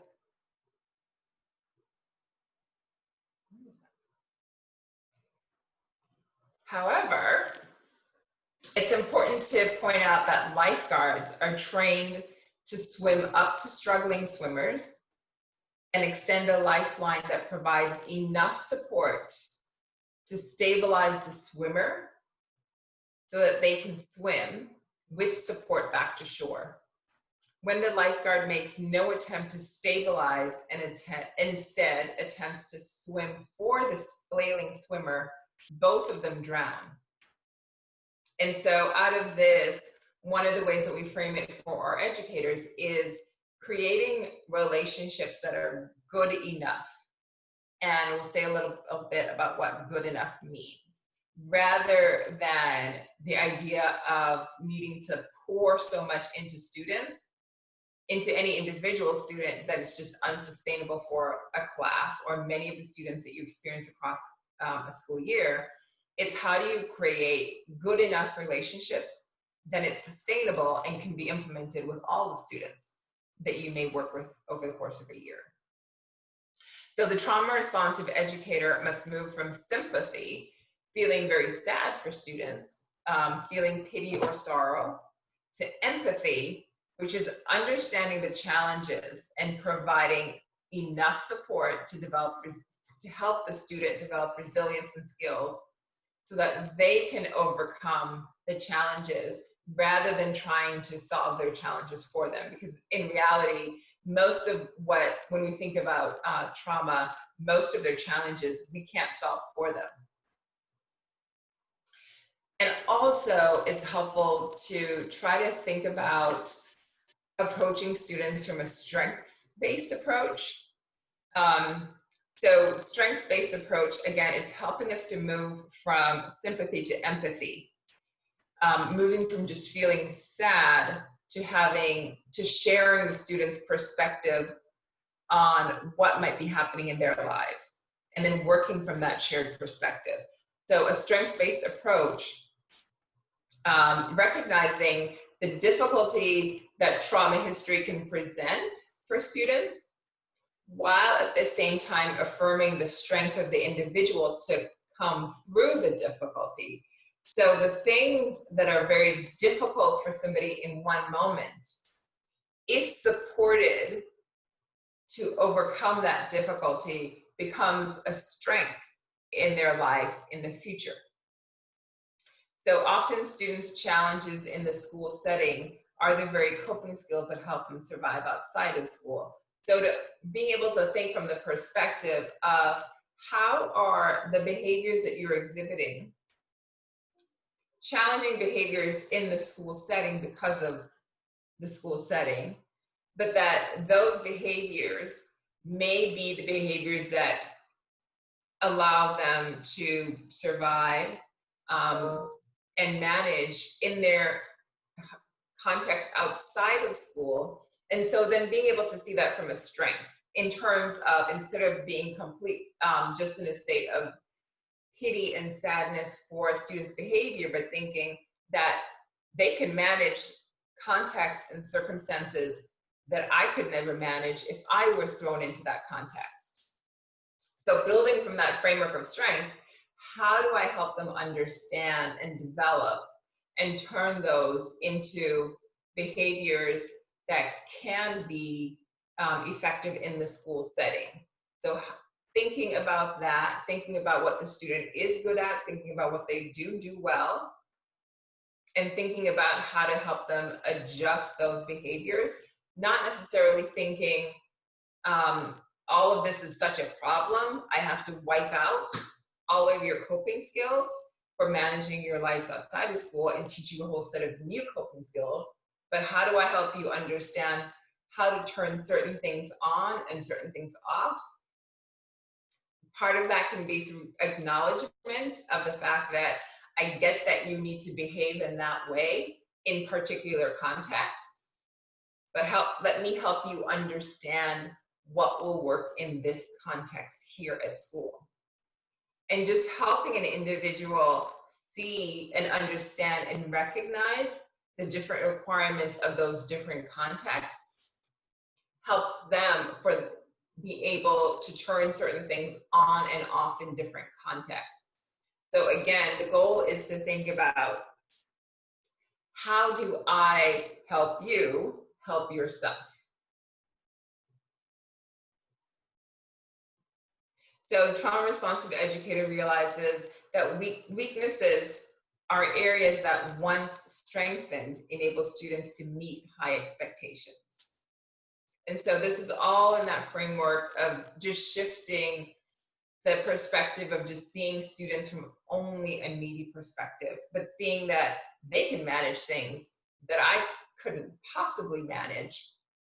So let me think about how do we turn that into a strength, that coping behavior into a strength in this context. And so now moving to more focus on pedagogical caring relationships. So how do we do these good enough relationships that are sustainable and that work for individuals who might be actively pushing away relationship building activities, actions?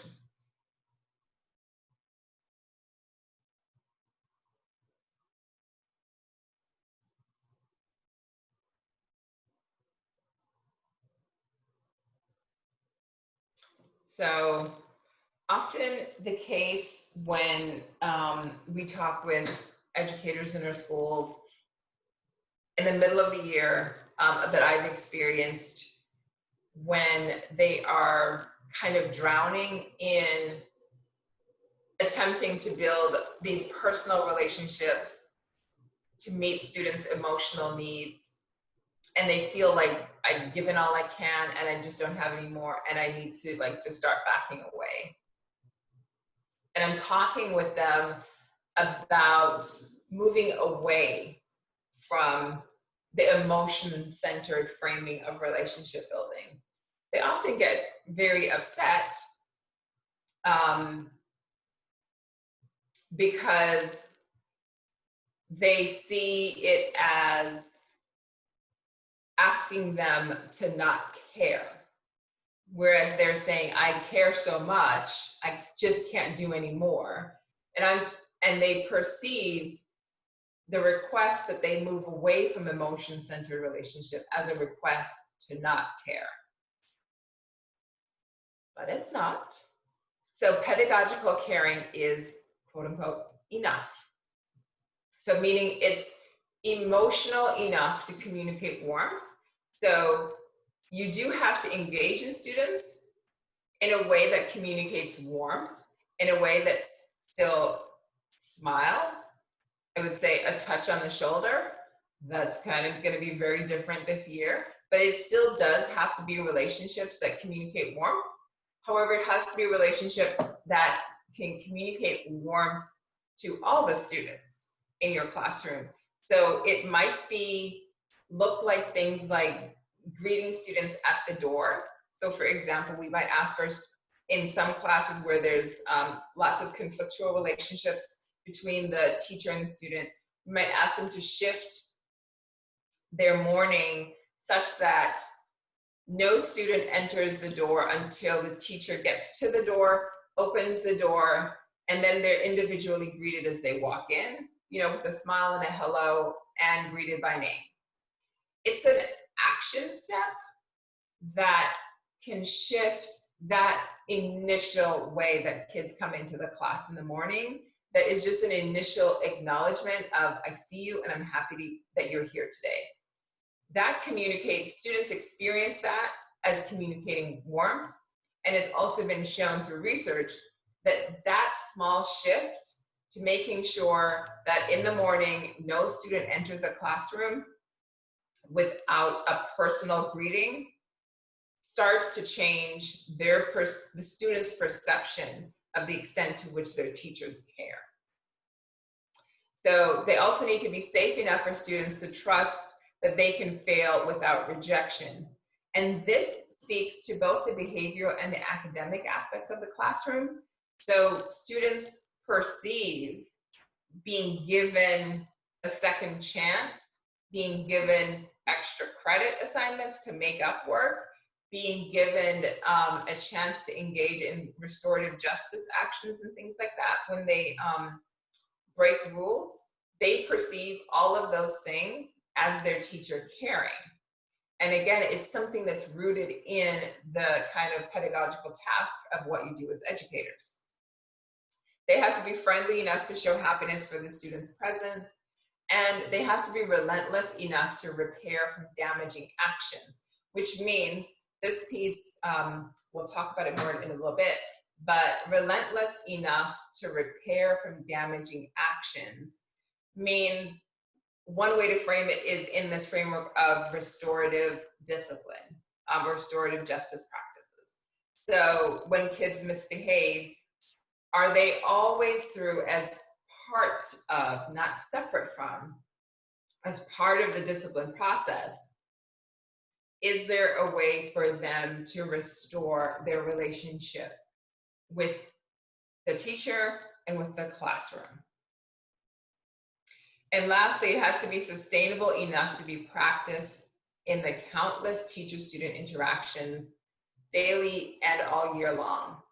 So it is more damaging to invest in building emotional relationships with students at the beginning of the year and then back away from those relationships partway through the year when they become too overwhelming. It is much better to build warm enough, caring enough relationships with all the students in your class and make sure that that is sustainable across the whole academic year with as many students in the class as possible. One thing that happens often when teachers focus on building kind of tight emotional relationships with students is that they find they can only do it with a few students and make it sustainable. And this sets up a two-tiered relationship categories among the students in the classrooms, where some students the teacher does click with and they have a closer emotional relationship, and all of the other students really do feel and recognize that difference in the relational bond that happens with a few students versus all of the other students. And so it's really important to think about what are the relationship building actions that you can engage with that are sustainable across all of the students in your classroom, and and how many different classes you may teach. It's not to say that you won't have closer personal relationships with some students, but it's to say that generally for most classrooms, particularly ones in high stress schools, the bottom bar, which means the base relationships that are built with all students that you engage with, generally has to be a much higher bottom bar. And oftentimes what's more likely to happen is that there are a few students where there's a close relationship, and many of the other students, there's none or a conflictual relationship. And this is shifting it to say, there needs to be a good enough positive relationship with all of the students, even the most behaviorally difficult students, and then recognizing that there will be closer relationships with a few students.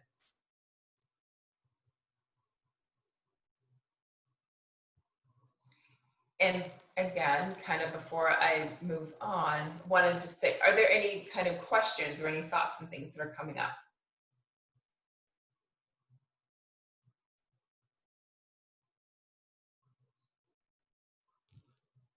And or would you say that this is the way that you guys engage in relationship building already? Or is this any of this different from how you currently engage in relationship building?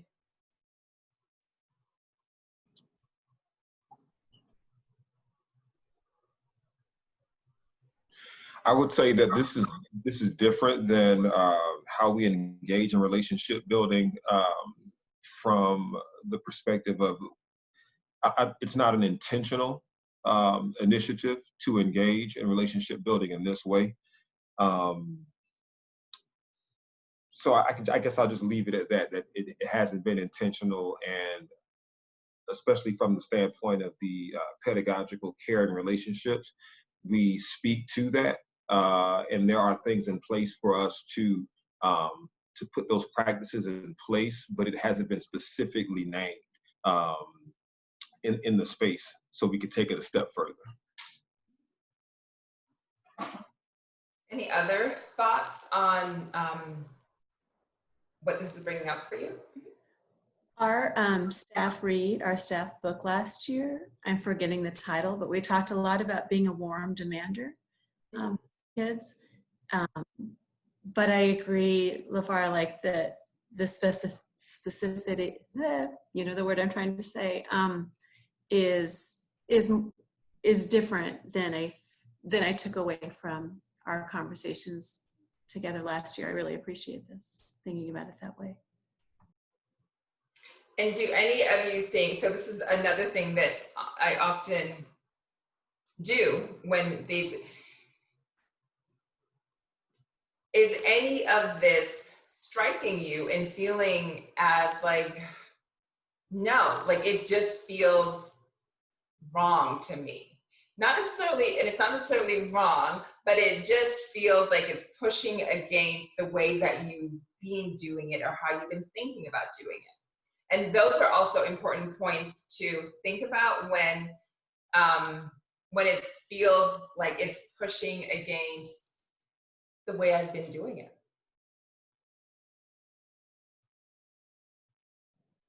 I think in some ways it does push against the kind of like the way society sees teachers as like these bottomless pits of empathy so I think as teachers, like, or at least I'll speak for myself, I do sometimes get the feeling of like, well, I could always have a better relationship with this student, or I could always work harder to, you know, meet my students and figure out what they need and build that relationship. And so, and I think some of that messaging comes from society. So it does feel different to have someone say like, there is a limit and you should be intentional about how you're using that emotional energy in your classroom.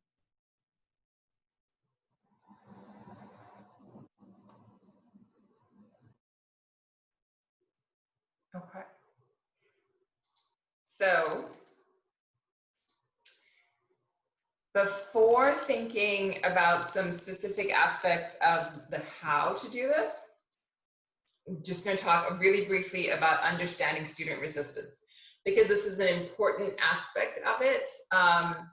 And when we try to build when we reach out, actually building emotional or pedagogical relationships, when we reach out to build relationships with students, and they, on the surface, push back, it can cause us as educators to take a further step back because we perceive it and as the student not wanting to engage in relationship building. But thinking about understanding student resistance for students who have experienced trauma, especially if it's interpersonal trauma that they've experienced. So, let me just say, the first one that we're going to talk about is the aspect of how at the beginning of each year, most educators kind of go into their class thinking it's a new year, new group of students, we're all starting from zero. I am going to kind of invest in building a strong relationship with all of you. And again, in schools that are high stress and high conflict, that's not what they get back from students. And oftentimes they get back a lot of pushback and resistance. And when that happens, sometimes educators can then take a giant step back because they're saying, well, I'm starting out fresh with you guys, but you're not responding to me in that way. And particularly if I emotionally invested in that start to the year, in that building an emotional connection, I can take that pushback very personally. And then that can create a setup for a really difficult year because it starts off in this kind of misunderstood conflict. And so students who have been treated unfairly, experience discrimination, and being wronged may seek conflict in the classroom to seek redress and sometimes to strike back. with the intent of correcting power imbalances or in hopes of at least calling attention to problems they view as needing to be addressed. And I'll get you guys to just reflect on this for a moment as you think about this current summer of political unrest and what that might mean for how the year may start.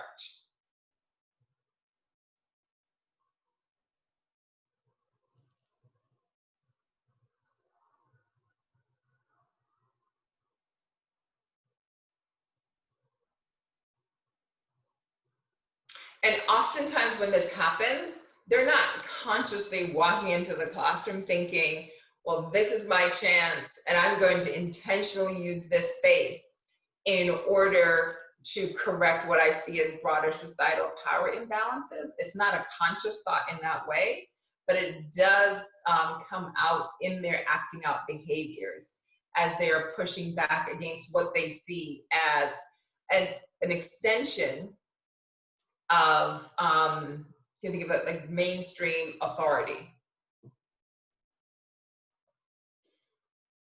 And so how can teachers think differently about this?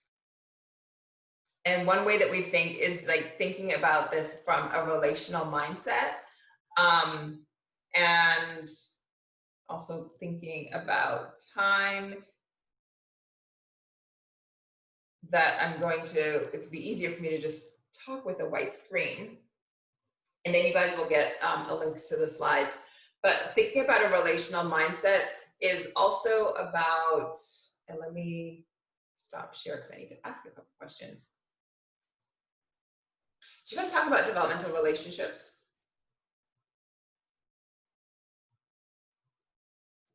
Okay.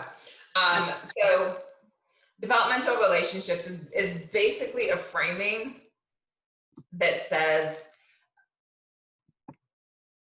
and if you Google it, there's a really good organization that focuses on developmental relationships.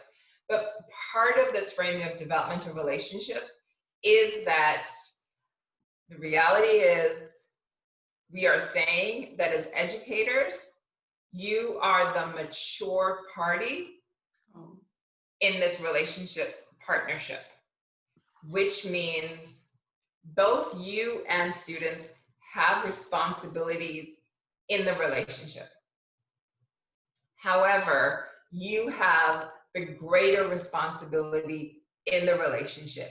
And part of that greater responsibility when it comes to maintaining the relationship is that whenever the relationship is negatively affected by the behaviors of students, it is our responsibility to provide them with an opportunity to restore the relationship. So it doesn't take away their responsibility or their accountability, but we have to create the opportunity for them to demonstrate that responsibility and accountability for their piece in the relationship building opportunity. And it's, again, saying that as educators, we have greater insight and foresight into what has happened and also the consequences of what's happened if I don't keep giving you an opportunity to rebuild the relationship. And it's also important from the perspective of what we know from research is that when kids act up and act out and do relationship damaging actions, they feel, if you survey them and ask them, they don't communicate it in either their words or their behavior, but they feel tremendous shame about what has happened. But that's not what they're going to communicate or express in their behavior. And so the challenge is, if we focus on the surface behaviors, our response will be the incorrect response.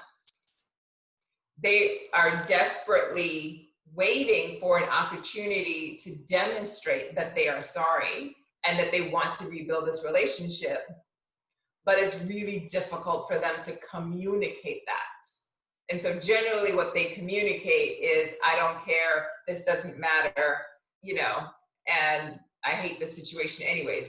But that's not actually, when you survey them, what they think or feel about the situation. And so it's this really challenging context. It's particularly true for kids coping with stress and trauma, because they've kind of oftentimes been in the space where they've had to focus on meeting their own emotional needs. And oftentimes when they've relied on others to meet their emotional needs, they've been disappointed. And so it's this really vicious cycle that can be created. So it's, how do we think about shifting that? So which is to say, the slides are going to have some of the steps on this relational mindset of basically how do you keep coming back and creating opportunities for them to engage in relationship building behaviors. So these are all strategies that are there for that. So I wanted to get to this, which is just to give you this heuristic. So when you go back and look at these slides, you'll be able to see it. This was an existing relationship building action steps framework of establish, maintain, and repair. It's a framework of being able to assess, where am I in the relationship building stage with any of the students that I'm working with? And based on where I am, what actions would go with that? So this was establish a relationship, maintain a relationship, or repairing a damaged relationship. What we needed to do, because of the schools that we were working with, was putting a stage before this, which was a pre-established stage. So this is what if the relationship is actively conflictual? Then you have to do some work before you can get into the established relationship phase. And I'm going to go back to this, which is every interaction we have with another human being either helps or hurts the relationship. This is really, really key for educators, because oftentimes we separate the things we do when teaching from the things we do when building relationships with students. And when you survey students, they actually put teaching actions first on their list of relationship building things that teachers do.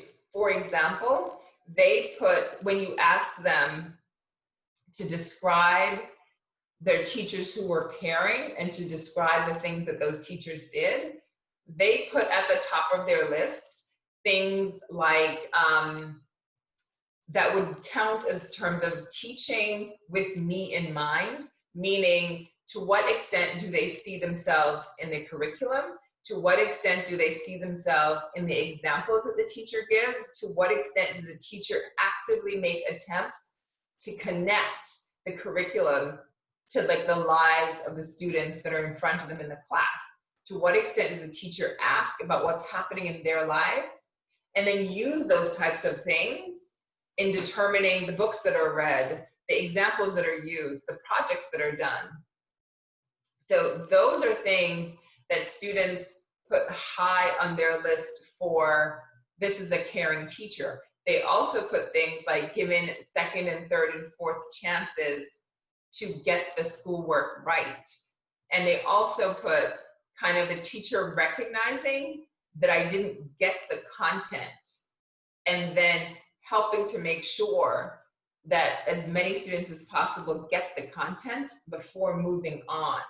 So they care about the other kind of interpersonal relationship building actions too. But when you ask them to describe who was a really caring teacher, it's many of those things that are higher up on the list than kind of the friendship building actions that you might do. And so what this means is all of those interactions that are happening while you're teaching, students are experiencing as relationship building actions or not. So this kind of pre-established stage is, again, like I said, when things are actively conflictual. And the strategy that we talk about for this is 2 by 10, which is, so one example of what not to do is one of the teachers working with had actively conflictual relationships with several students in his class. And we started with identifying the student that he had the most conflictual relationship with. And in that conversation, he said, but it's okay, I have a plan that I'm gonna start. I think it was like Monday, he said, I have a plan. This Friday, I'm inviting Kayla to have a personal lunch with me. And I was like, nope, no, you're not. Because right now you and Kayla fight all day long. As soon as she walks into the room, as soon as there's anything happening, it is a fight from beginning to end. That lunch on Friday is a really big gesture that's going to go terribly wrong in many ways. And you're making this big gesture. And when Kayla inevitably rejects that big gesture, you're going to take that personally because you've extended yourself in this way and put yourself out there in this way. And you're going to pull back even further. And that relationship will become even more conflictual. So let's start really small and just moving out of conflict stage. And so 2 by 10 means spend 2 minutes a day for 10 days. So anything, and it doesn't have to be 2 solid minutes, but over the course of a day, engage positively with Kayla for 2 minutes. That's it. But by doing that consistently for 10 days, at least you guys don't have an immediate conflictual interaction as soon as you see each other. So for all of these are evidence-based strategies that you can Google really easy and find in lots of kind of teacher-facing articles. But it's 2 by 10, 2 minutes a day for 10 minutes. Can just be simply asking her something about what happened that day. That's a positive question. It can be an acknowledgement, affirmation, but it's just making sure that there's consistent 10 school days of interaction. And when, you know, Kayla is absent for like 2 or more days, which currently happens quite a bit, the 10 days starts over when she returns, because you need these consistent days in order to move out of that conflict, active conflict stage. And when you can do that, then you can move into establish. So this is if you and the student don't yet have a history of positive interactions, so it's neutral, or you've moved from conflict into neutral. And so this is something that's kind of like you're doing to just what you do with all of the students in your class, just a general relationship building actions to all of the students. The example here was just greeting students at the door. There's a link to an article, to a video that talks about this and why this simple act can really shift the climate in the classroom. So maintain means that you have now general positive relationships with most, if not all, of the students in your class. And lots of educators invest in the beginning of the year in building these relationships. But then all of the other things like accountability, testing, falling behind in assignments, needing to kind of keep pace with the curriculum come in, all of those pressures come in. And many of those kind of relationship building actions, class-wide relationship building actions that they invested in, fall to the wayside. And what we find, what research shows, is that then everything in the class kind of quickly becomes just focused on these accountability issues and things like that. And you hear very few positive communications in the class. And most of it is about what students experience and hear as critical statements, about staying on task, getting the work done, keeping it, keeping moving, don't bother your peers, whatever else. But you can walk into these classrooms and you hear lots of communication from the teacher, but very little of it is positive affirmations for what students are doing right.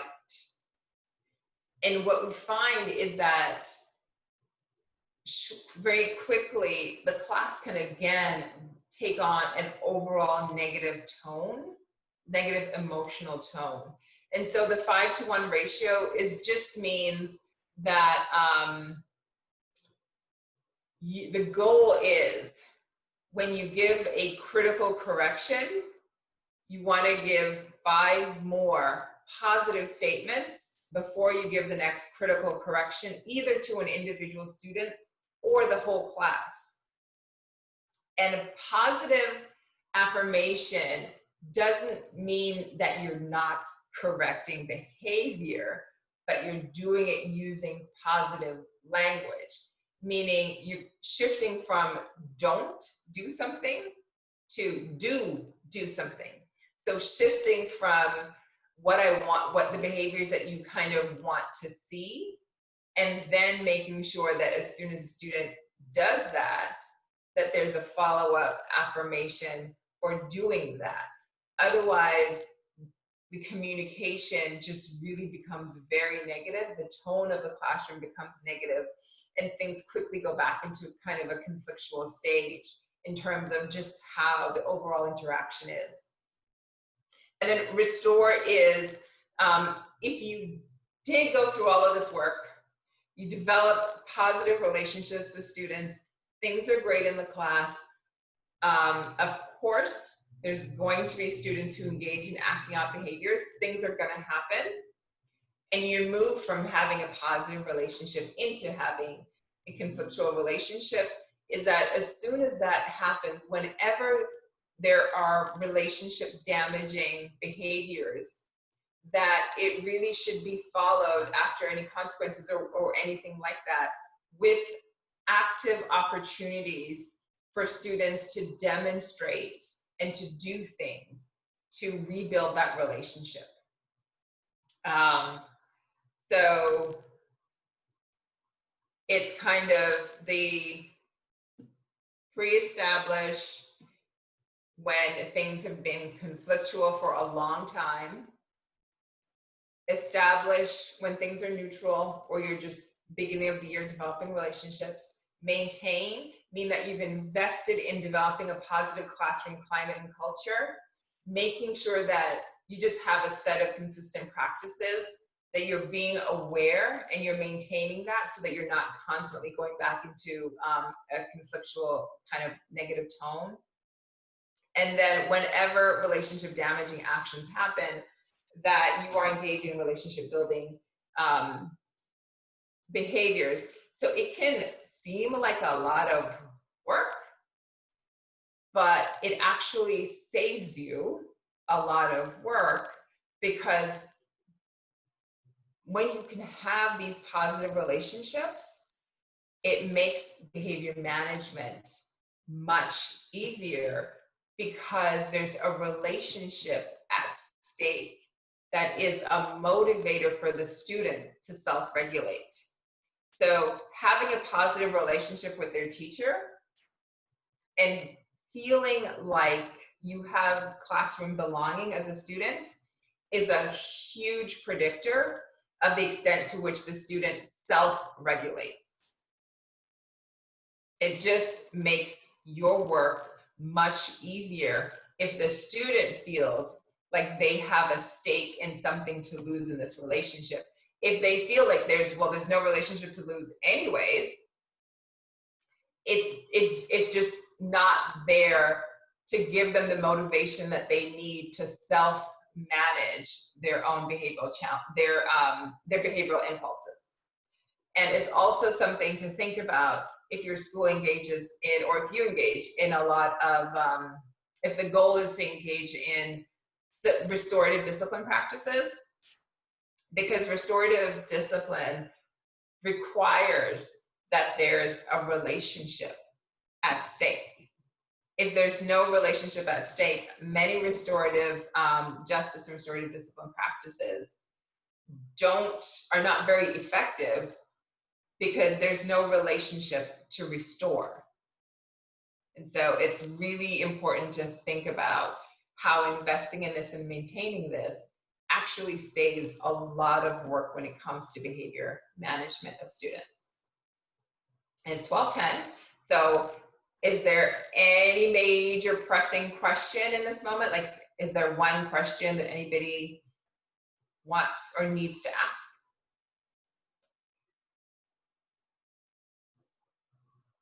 Okay, so you guys did the Edutopia article earlier, right? We did. Okay, so you have that. So then I will let you guys go to lunch. You guys have the question parking lot. If you want to put anything in the question parking lot, that will be able to be addressed later. Okay. All right, so we'll meet you back here at 40, whichever hour it is where you are, at 40. So 12:40 for here. All right, thank you. We'll see you soon. Enjoy your lunch. Thank you, Mr. Lee. Thank you. Thanks. Bye-bye.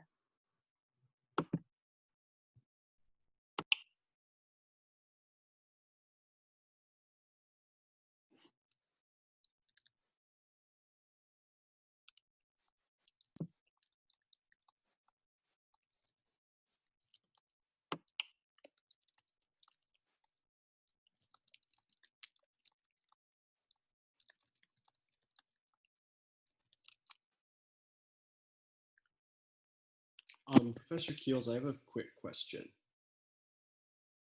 I think you're muted, but it looked like you could hear me. I sure am, yes.